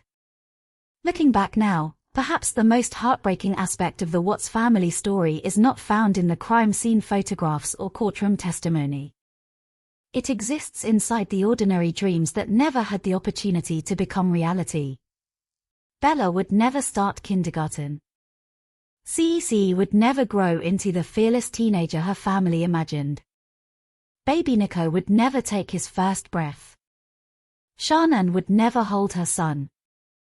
Those futures disappeared long before investigators uncovered the truth. When people remember this case, they often focus on the horror of the murders or the shocking confession that followed. But the victims deserve to be remembered for something far greater than the violence that ended their lives. Shannon was a woman who believed deeply in family, resilience, and tomorrow. Bella was a gentle little girl whose quiet smile reflected remarkable kindness. CEC was a joyful child whose laughter filled every corner of her home. Nico represented nothing but possibility, a future still waiting to unfold. Together they were more than victims in one of America's most infamous criminal cases. They were a family. A family that laughed together, celebrated birthdays together, planned vacations together, decorated Christmas trees together, and believed, until the very end, that home was the safest place they knew. In just a matter of days, that belief would be shattered forever. The smiling photographs would become evidence. The family videos would become memorials. The house that once echoed with bedtime stories and children's laughter would fall silent, waiting for investigators to uncover the terrible truth hidden behind its walls. And before the sun rose on the morning of August 13, 2018, the final ordinary chapter of the Watts family had already come to an end. August 12, 2018, began like countless other Sundays across suburban America. The streets of Frederick were quiet beneath a brilliant Colorado sky. Families mowed their lawns, children played outside before dinner, and neighbors exchanged casual greetings without giving the day a second thought. Nothing about the weather hinted that history was moving toward one of the most disturbing family murders the country had witnessed in decades. Inside the Watts home, however, appearances continued to conceal a growing emotional divide. Chris Watts spent much of the day caring for Bella and CEC while Shannon remained in Arizona, attending the final events of a business trip. On the surface, it looked like an ordinary weekend for a father spending time with his daughters before his wife returned home. The girls laughed. They watched television. They played together. At different moments throughout the day, everything appeared painfully normal. Children do not measure time the way adults do. For Bella and CEC, Sunday was simply another opportunity to spend time with their father before Mommy came home. They had no understanding of complicated marriages, financial pressure, emotional distance, or secret relationships. their world remained beautifully uncomplicated. Breakfast. Playtime. Hugs. Bedtime. Tomorrow. Children assume tomorrow always comes. Investigators would later reconstruct nearly every hour of that Sunday using digital evidence, surveillance footage, text messages, and phone records. Modern technology quietly documented movements that no one imagined would later become crucial evidence in a homicide investigation. Chris communicated with Nicole Kessinger throughout the day. According to investigative records, the two spoke by phone for an extended period that evening. The exact substance of every moment of that conversation remains unknown, but phone records established that they remained connected for well over an hour. Meanwhile, hundreds of miles away, Sharnan prepared to fly home. She had spent the weekend surrounded by colleagues, attending meetings connected to her work. Friends later remembered her discussing the difficulties she had been experiencing with Chris. She appeared worried, confused, determined to save her marriage despite sensing that something fundamental had changed. Even while traveling, her thoughts repeatedly returned home. She texted friends. She discussed the emotional distance she felt growing between herself and Chris. She questioned whether another woman might somehow be involved. Like many spouses sensing unexplained changes, she searched desperately for an explanation that would make the pieces fit together. She still believed honest conversation could repair the damage. She believed there was something left to save. As the evening progressed, her flight experienced delays. The schedule slipped later and later into the night. Back in Colorado, Bella and CECE were eventually put to bed. Family photographs from earlier months had shown bedtime as one of the happiest parts of the day. Stories were read. Goodnight hugs were exchanged. Stuffed animals found their places beneath small arms. Soft lights illuminated bedrooms decorated with colorful toys and children's books. No one outside that house knows exactly what bedtime looked like on August 12. But investigators know that, by the time darkness settled across Frederick, the girls had fallen asleep believing they would wake to another ordinary Monday. Outside, the neighborhood grew still. Streetlights reflected softly against parked cars. Sprinkler systems hissed across freshly cut grass. A few porch lights remained glowing while most families slept. Nothing disturbed the peaceful rhythm of Saratoga Trail. Shortly before 2 o'clock in the morning on August 13, Shannan's flight finally arrived in Colorado. A close friend, who had attended the business trip with her, drove her home. The drive through the sleeping suburbs felt ordinary. The roads were mostly empty. Traffic lights changed for almost no one. Conversation drifted naturally after a long weekend away. Neither woman could have imagined that these would become Shannan's final moments outside her home. The vehicle pulled into the driveway shortly before 2 in the morning. A nearby security camera silently recorded the arrival. The footage has since been viewed millions of times. Not because anything dramatic appears within it, but because it captures the final ordinary moments of a woman completely unaware that she was walking toward unimaginable danger. Sharnan stepped out carrying her luggage. She looked tired after traveling. She thanked her friend. She walked toward the front door. The door opened. She disappeared inside. That was the last confirmed recording of Sharnan Watts alive. The neighborhood remained asleep. No screams echoed through the streets. No neighbors rushed outside. No alarms sounded. Everything remained eerily quiet. Exactly what happened inside the Watts home during the hours that followed has been reconstructed primarily through Chris Watts' later admissions, physical evidence, and investigative findings. While some details remain known only to him, investigators concluded that a confrontation occurred after Sharnan returned home. Their marriage had reached a breaking point. The emotional distance that had quietly expanded over previous weeks could no longer remain hidden. According to Chris' later statements, the two discussed separation, the future of their marriage, and their unborn son. The conversation became the final one they would ever share. During later interviews conducted after his conviction, Chris admitted that he killed Shanann by strangulation inside the home.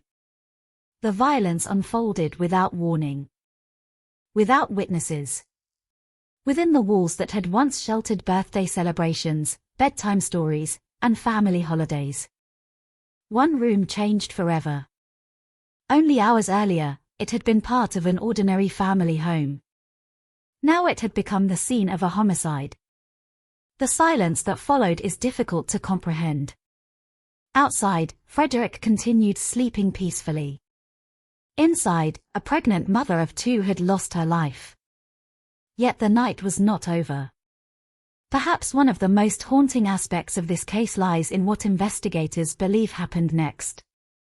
Chris would later admit that Bella and CEC were still alive after their mother's death. Whether they fully understood what had happened remains impossible to know. Children process trauma differently than adults. Confusion often replaces understanding. Fear replaces certainty. Questions replace explanations. Whatever they experienced during those early morning hours remains among the most heartbreaking aspects of the entire case. Investigators believe Chris wrapped Shanann's body before moving it downstairs.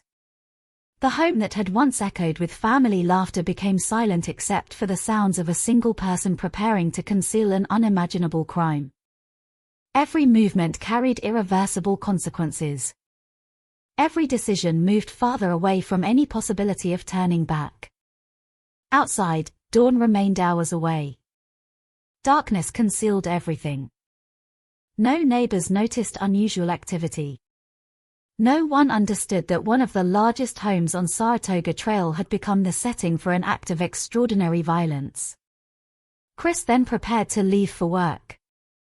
To anyone watching from a distance, it might have appeared like another employee beginning an early shift in Colorado's oil industry. Investigators would later discover that his work truck had become central to the timeline. A neighbor's security camera captured it backed into the driveway during the early morning hours. The footage itself does not clearly reveal every action taking place beside the vehicle. Instead, it shows something more subtle. Repeated movements. Trips back and forth. Loading activity inconsistent with an ordinary departure for work. At the time, no one paid attention. It was just another truck leaving for another workday. Only later would investigators watch those recordings frame by frame, searching for every movement that might reveal what happened before sunrise. Inside that truck, investigators later concluded, Chris transported Shanann's body away from the family home. The destination lay nearly an hour away at Survey 319, an isolated oil site where he was scheduled to work that morning. The drive through rural Colorado unfolded beneath a sky that slowly brightened with the first light of dawn. Fields stretched endlessly in every direction.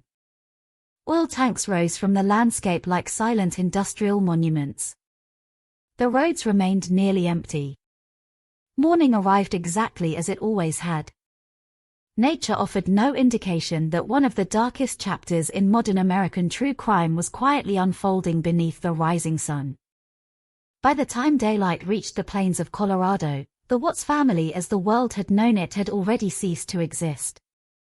What remained hidden at the remote oil field, and inside the quiet suburban house on Saratoga Trail, would soon trigger a desperate missing person investigation that, within only a few days, would expose a truth almost too horrifying for the nation to comprehend. The drive from Frederick to the Survey 319 oil site took Chris Watts across a landscape that felt almost endless.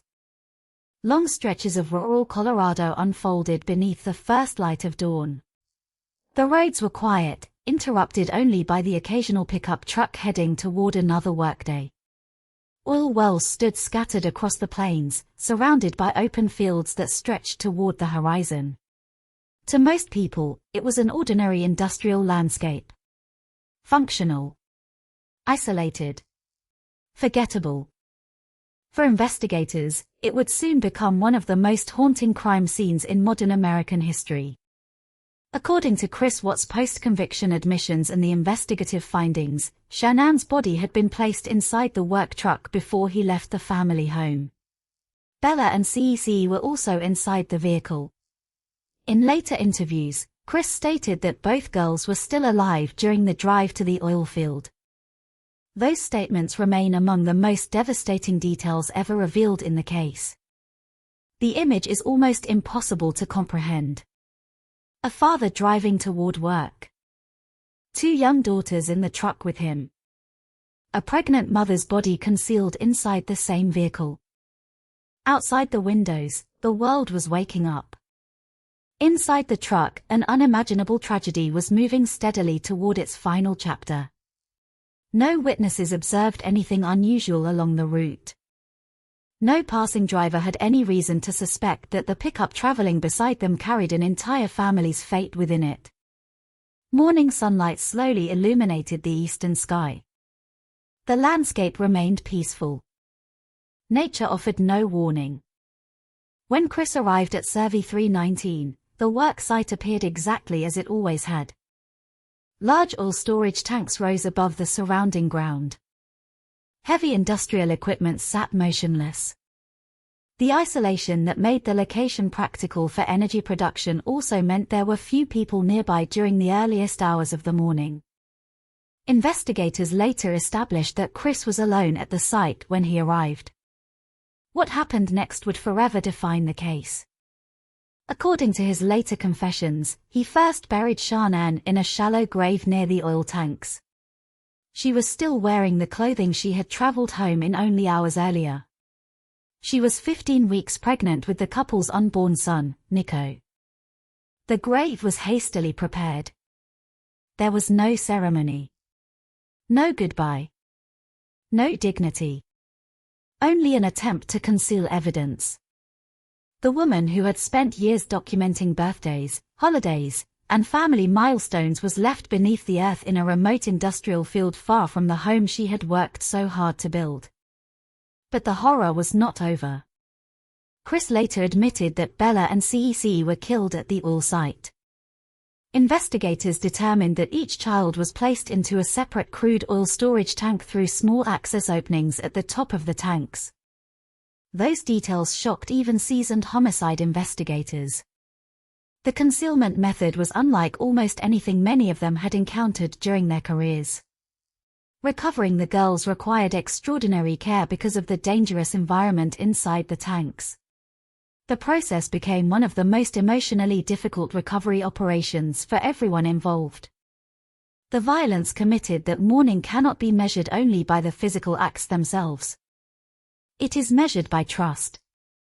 Bella and CEC trusted the person who brought them there. Children instinctively believe their parents will protect them from harm. That trust is one of the strongest bonds found in human life. When that bond is broken through violence, the psychological impact reaches far beyond the immediate victims. It shakes society itself. Because if children cannot feel safe with their own parents, where can safety truly exist? After leaving the oil site, Chris attempted to return to normal life. That decision would become another defining feature of the investigation. Rather than fleeing the state. Rather than disappearing. He reported for work. He exchanged ordinary conversations with co-workers. He sent messages. He behaved as though nothing extraordinary had occurred. To experienced investigators, this pattern is sometimes observed in offenders who believe they have successfully concealed their crimes. Routine becomes camouflage. Normal behavior becomes part of the deception. The goal is simple. If nothing appears unusual, perhaps no one will begin asking questions. But ordinary life rarely cooperates with carefully constructed lies. Back in Frederick, time was already working against him. Shannon had appointments scheduled that morning. Friends expected to hear from her. She was known for responding quickly to messages. When hours passed without communication, concern spread rapidly. One friend, deeply familiar with Shannan's habits, recognized almost immediately that something was wrong. This was not normal. Not for Shannan. Repeated calls went unanswered. Text messages remained unread.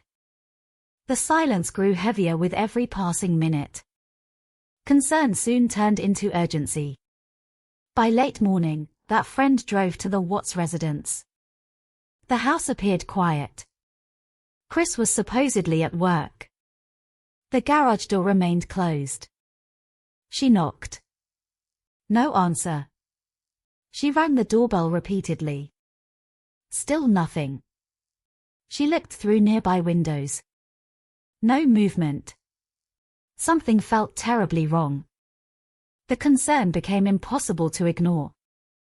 Emergency services were contacted, initiating what everyone still believed was a missing person investigation. Within hours, law enforcement officers arrived at the home. They entered the residence and immediately noticed details that refused to fit the idea of a voluntary disappearance. Shannan's purse remained inside. Her wallet had not been taken. Her phone was found in the house. The medication she depended upon remained untouched. The girl's belongings were still there. Even more telling, her vehicle sat parked in the garage. For investigators, these observations immediately raised serious concern.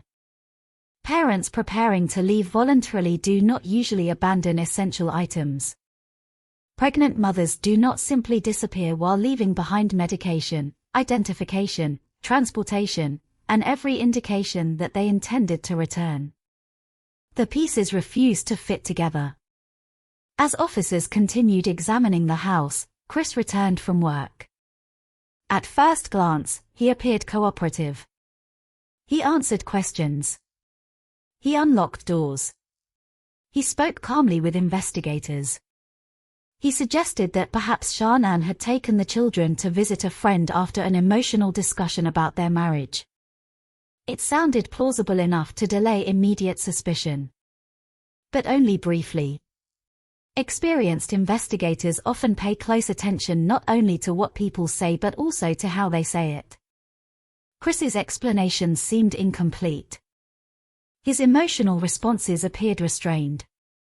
He offered possibilities rather than concrete information. As more questions were asked, small inconsistencies began emerging. Each inconsistency by itself appeared minor. Together they formed the beginning of something far more significant. Meanwhile, outside the house, neighbors gathered quietly along the sidewalks. News of a missing pregnant mother and 2 small children spread astonishingly fast through the community. People hoped for a misunderstanding. Perhaps they had gone somewhere unexpectedly. Perhaps phones had been left behind accidentally. Perhaps everything would be explained before nightfall. Hope remained alive. But investigators had already begun noticing something else. Across the street, a neighbor possessed a home surveillance system.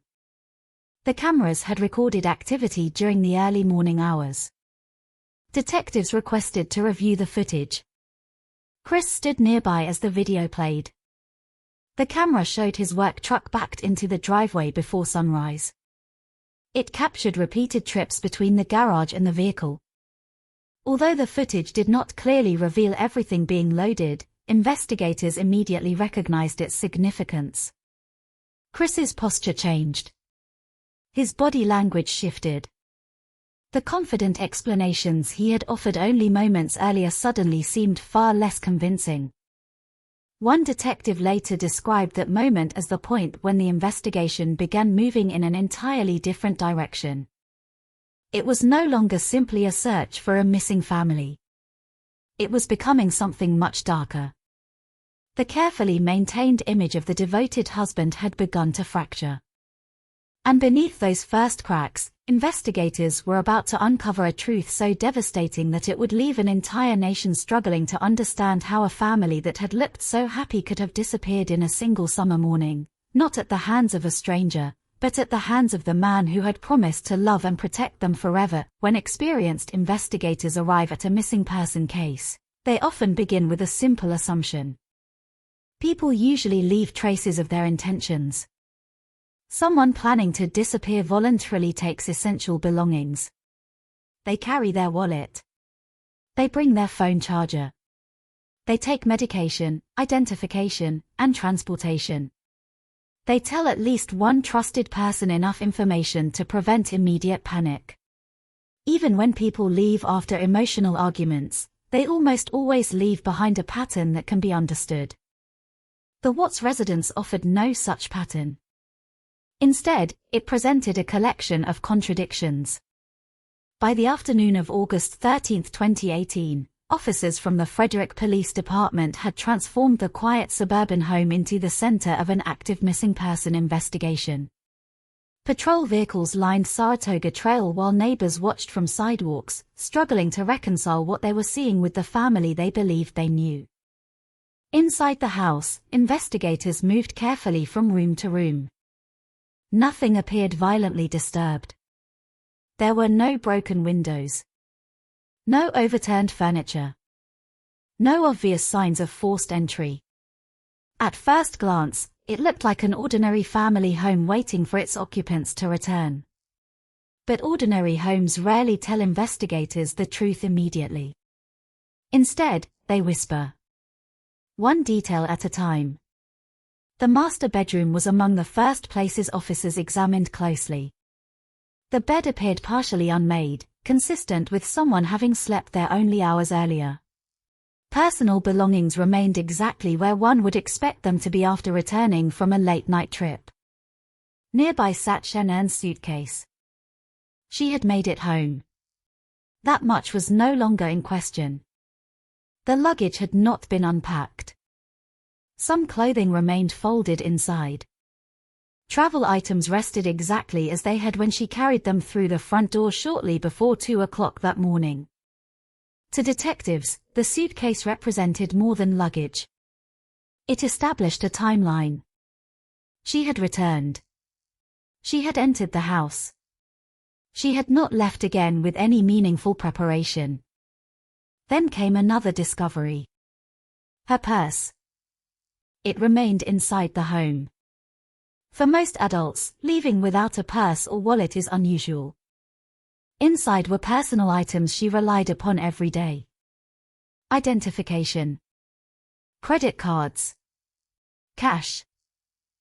These were not possessions someone intending to leave indefinitely would willingly abandon.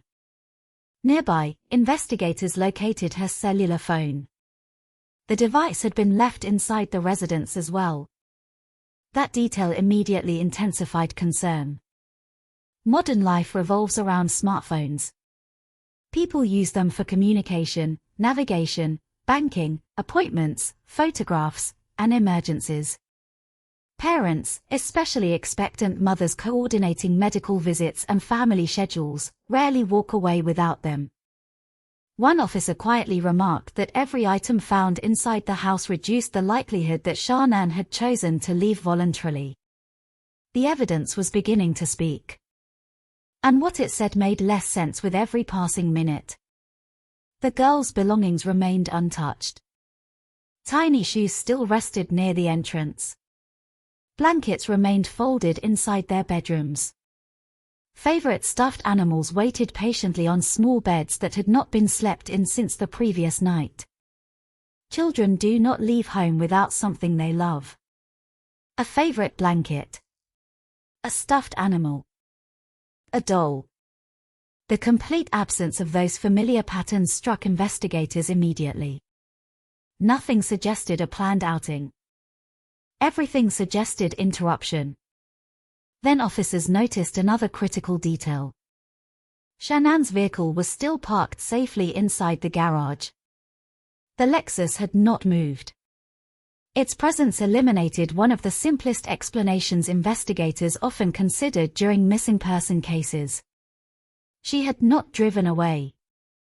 Combined with the abandoned purse, phone, medication, and suitcase, the vehicle created a picture that was becoming increasingly alarming.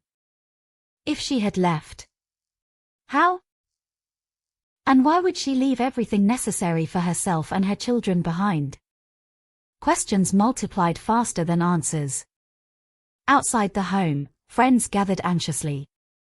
One person stood out among them. Nicole Atkinson.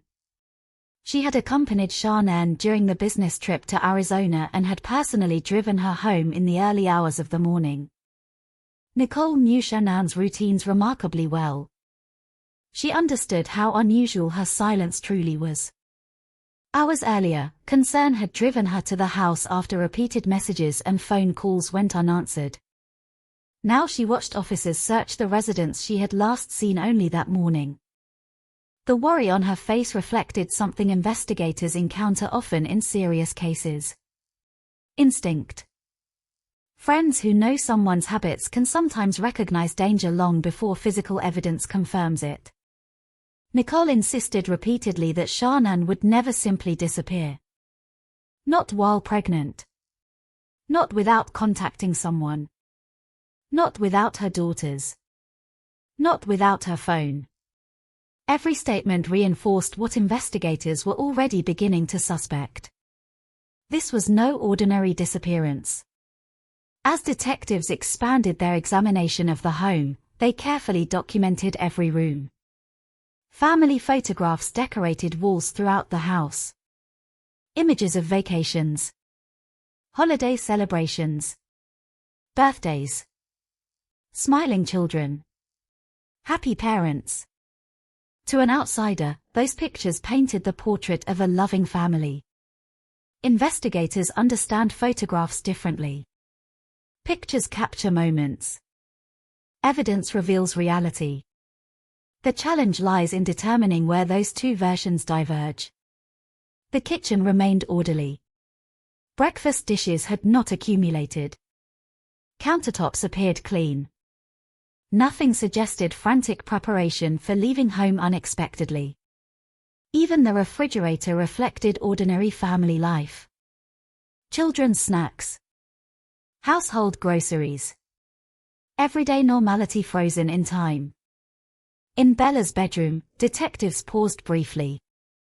Colorful decorations covered the walls. Books rested neatly on shelves. Small clothing lay folded inside drawers. The room looked ready for another bedtime that would never come. Cease's room told a similar story. Tiny pajamas. Favorite toys. A world designed entirely around childhood. For seasoned investigators, children's bedrooms often become emotionally difficult spaces. They represent futures, dreams, growth. When children vanish, every untouched object becomes a painful reminder of the life interrupted. One detective later admitted that walking through those quiet rooms felt profoundly unsettling. The silence itself seemed unnatural. Homes with young children rarely remain this quiet.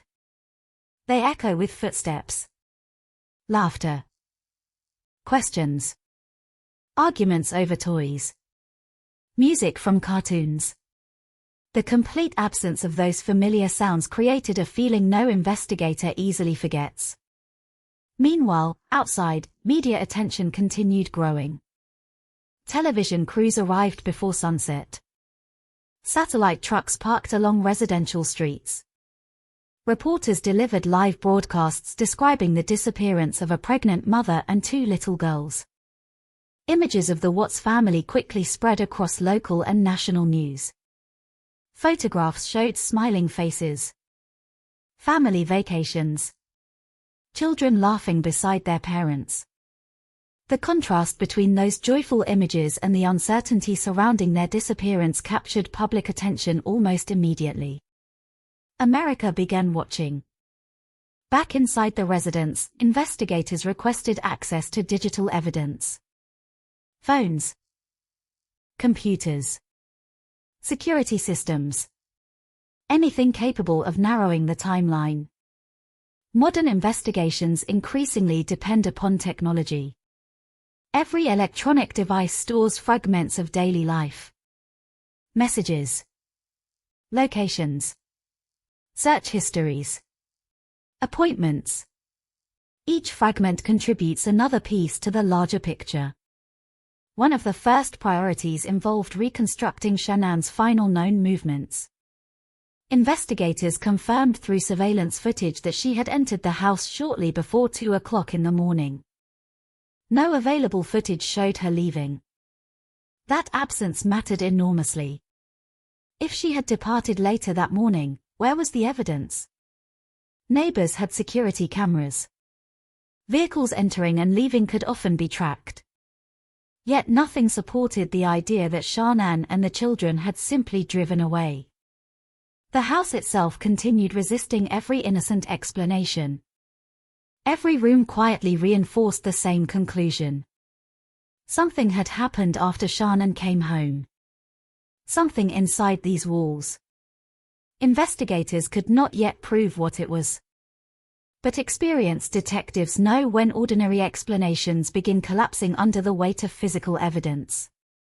The Watts home was no longer merely the last place a missing family had been seen. It was becoming the center of a criminal investigation.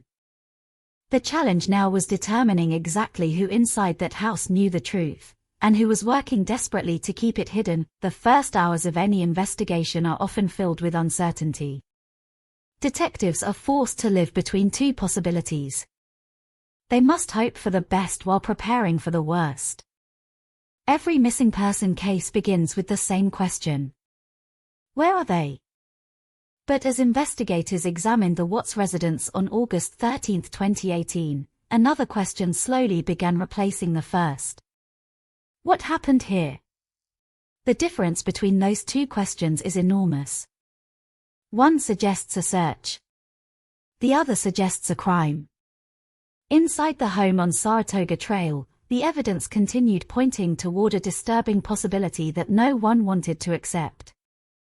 The family had not simply vanished. Something had interrupted their lives. The challenge was finding the moment when everything changed. As officers continued processing the residence, Chris Watts remained at the center of the investigation. At first, he appeared to cooperate. He answered questions. He allowed officers inside. He spoke calmly about his missing wife and daughters.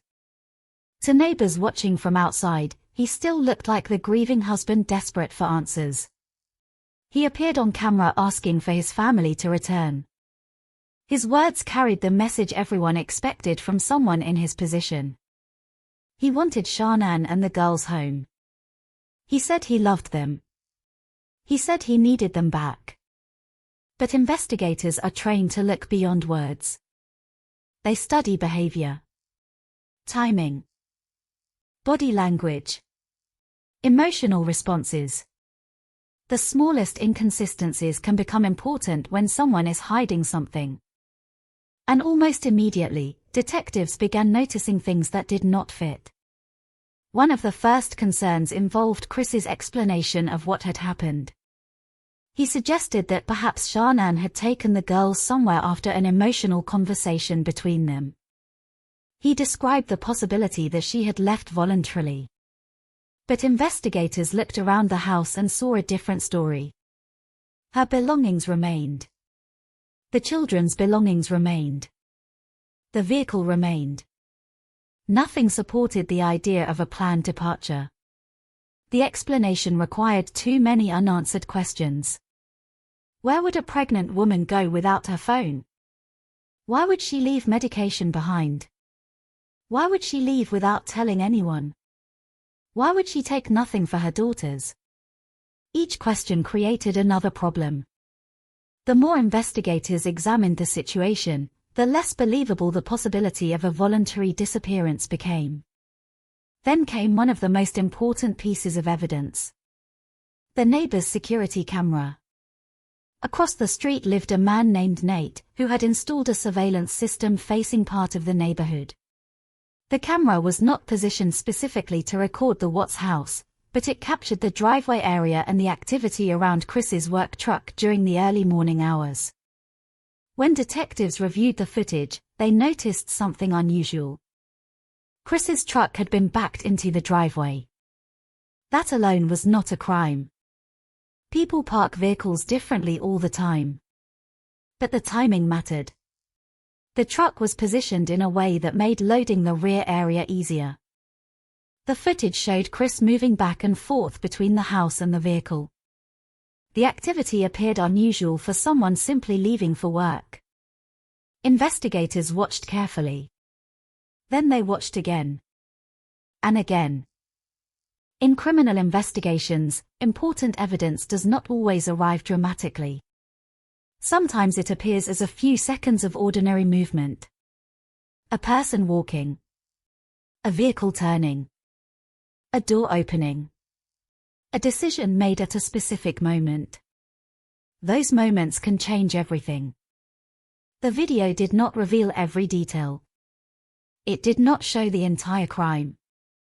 But it created something investigators desperately needed. A timeline. It established that Chris had been active around the home during the hours when his family disappeared. And more importantly, it challenged the story that Shanann had simply left. When detectives confronted Chris about the footage, the atmosphere changed. The calm confidence he had shown earlier began to weaken. The investigators were no longer only asking for help finding his family. They were asking him to explain his own actions. The difference was subtle. But it mattered. The focus had shifted. Meanwhile, the investigation expanded rapidly. Detectives began examining phone records. They reviewed messages. They looked into Chris's work schedule. They analyzed financial information. Every piece of data created another thread connecting the events before and after the disappearance. Modern investigations often succeed because people leave behind digital footprints without realizing it. A phone remembers where it has been. A camera remembers what it saw. A computer remembers what was searched. A bank account remembers what was purchased. Technology does not forget easily. Chris had spent years building an image of an ordinary family man. But investigators were beginning to examine the gap between that image and reality. They discovered that his relationship with Shanann had been under serious strain. They learned about his affair with Nicole Kessinger. They uncovered conversations suggesting Chris had been considering a new life. A life without the responsibilities of his marriage. A life he believed could begin after leaving his old one behind. But investigators still needed proof. Suspicion was not enough. A terrible feeling was not enough. They needed evidence that could withstand a courtroom. And that evidence was beginning to accumulate. One of the most significant developments came from the behavior of the family dog. When officers entered the home, the Watts family's dog showed unusual excitement and agitation. While this detail alone did not prove anything, investigators noted that animals can sometimes react to changes in their environment. The presence of the dog, combined with the absence of the family, added to the strange atmosphere inside the residence. The house seemed frozen. A place where normal life had stopped abruptly. Meanwhile, Chris continued participating in interviews. He spoke with investigators. He spoke with reporters. He repeated that he wanted his family back. But the public response to those interviews changed quickly. At first, many viewers saw a devastated husband. Then people began noticing details that made them uncomfortable. His emotional reactions appeared unusual. His expressions seemed disconnected from the seriousness of the situation. He often spoke about himself rather than focusing entirely on Shanann and the children. These observations spread across social media as people replayed the interviews and analyzed every second. The public was searching for answers. Investigators were searching for facts. And both were moving toward the same conclusion. Something was terribly wrong.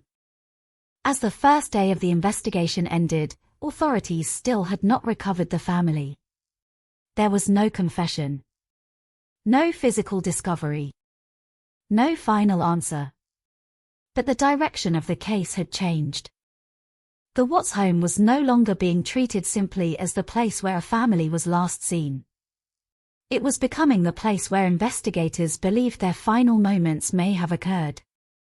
The following days would bring dramatic developments. Chris would face increasingly intense questioning. His carefully constructed story would begin collapsing. And the truth about what happened on Saratoga Trail would finally begin emerging. But before that truth came out, investigators had to confront one of the most difficult possibilities in any missing person case. The person who knew the most about the disappearance might not be searching for the missing family at all. He might be the reason they were gone.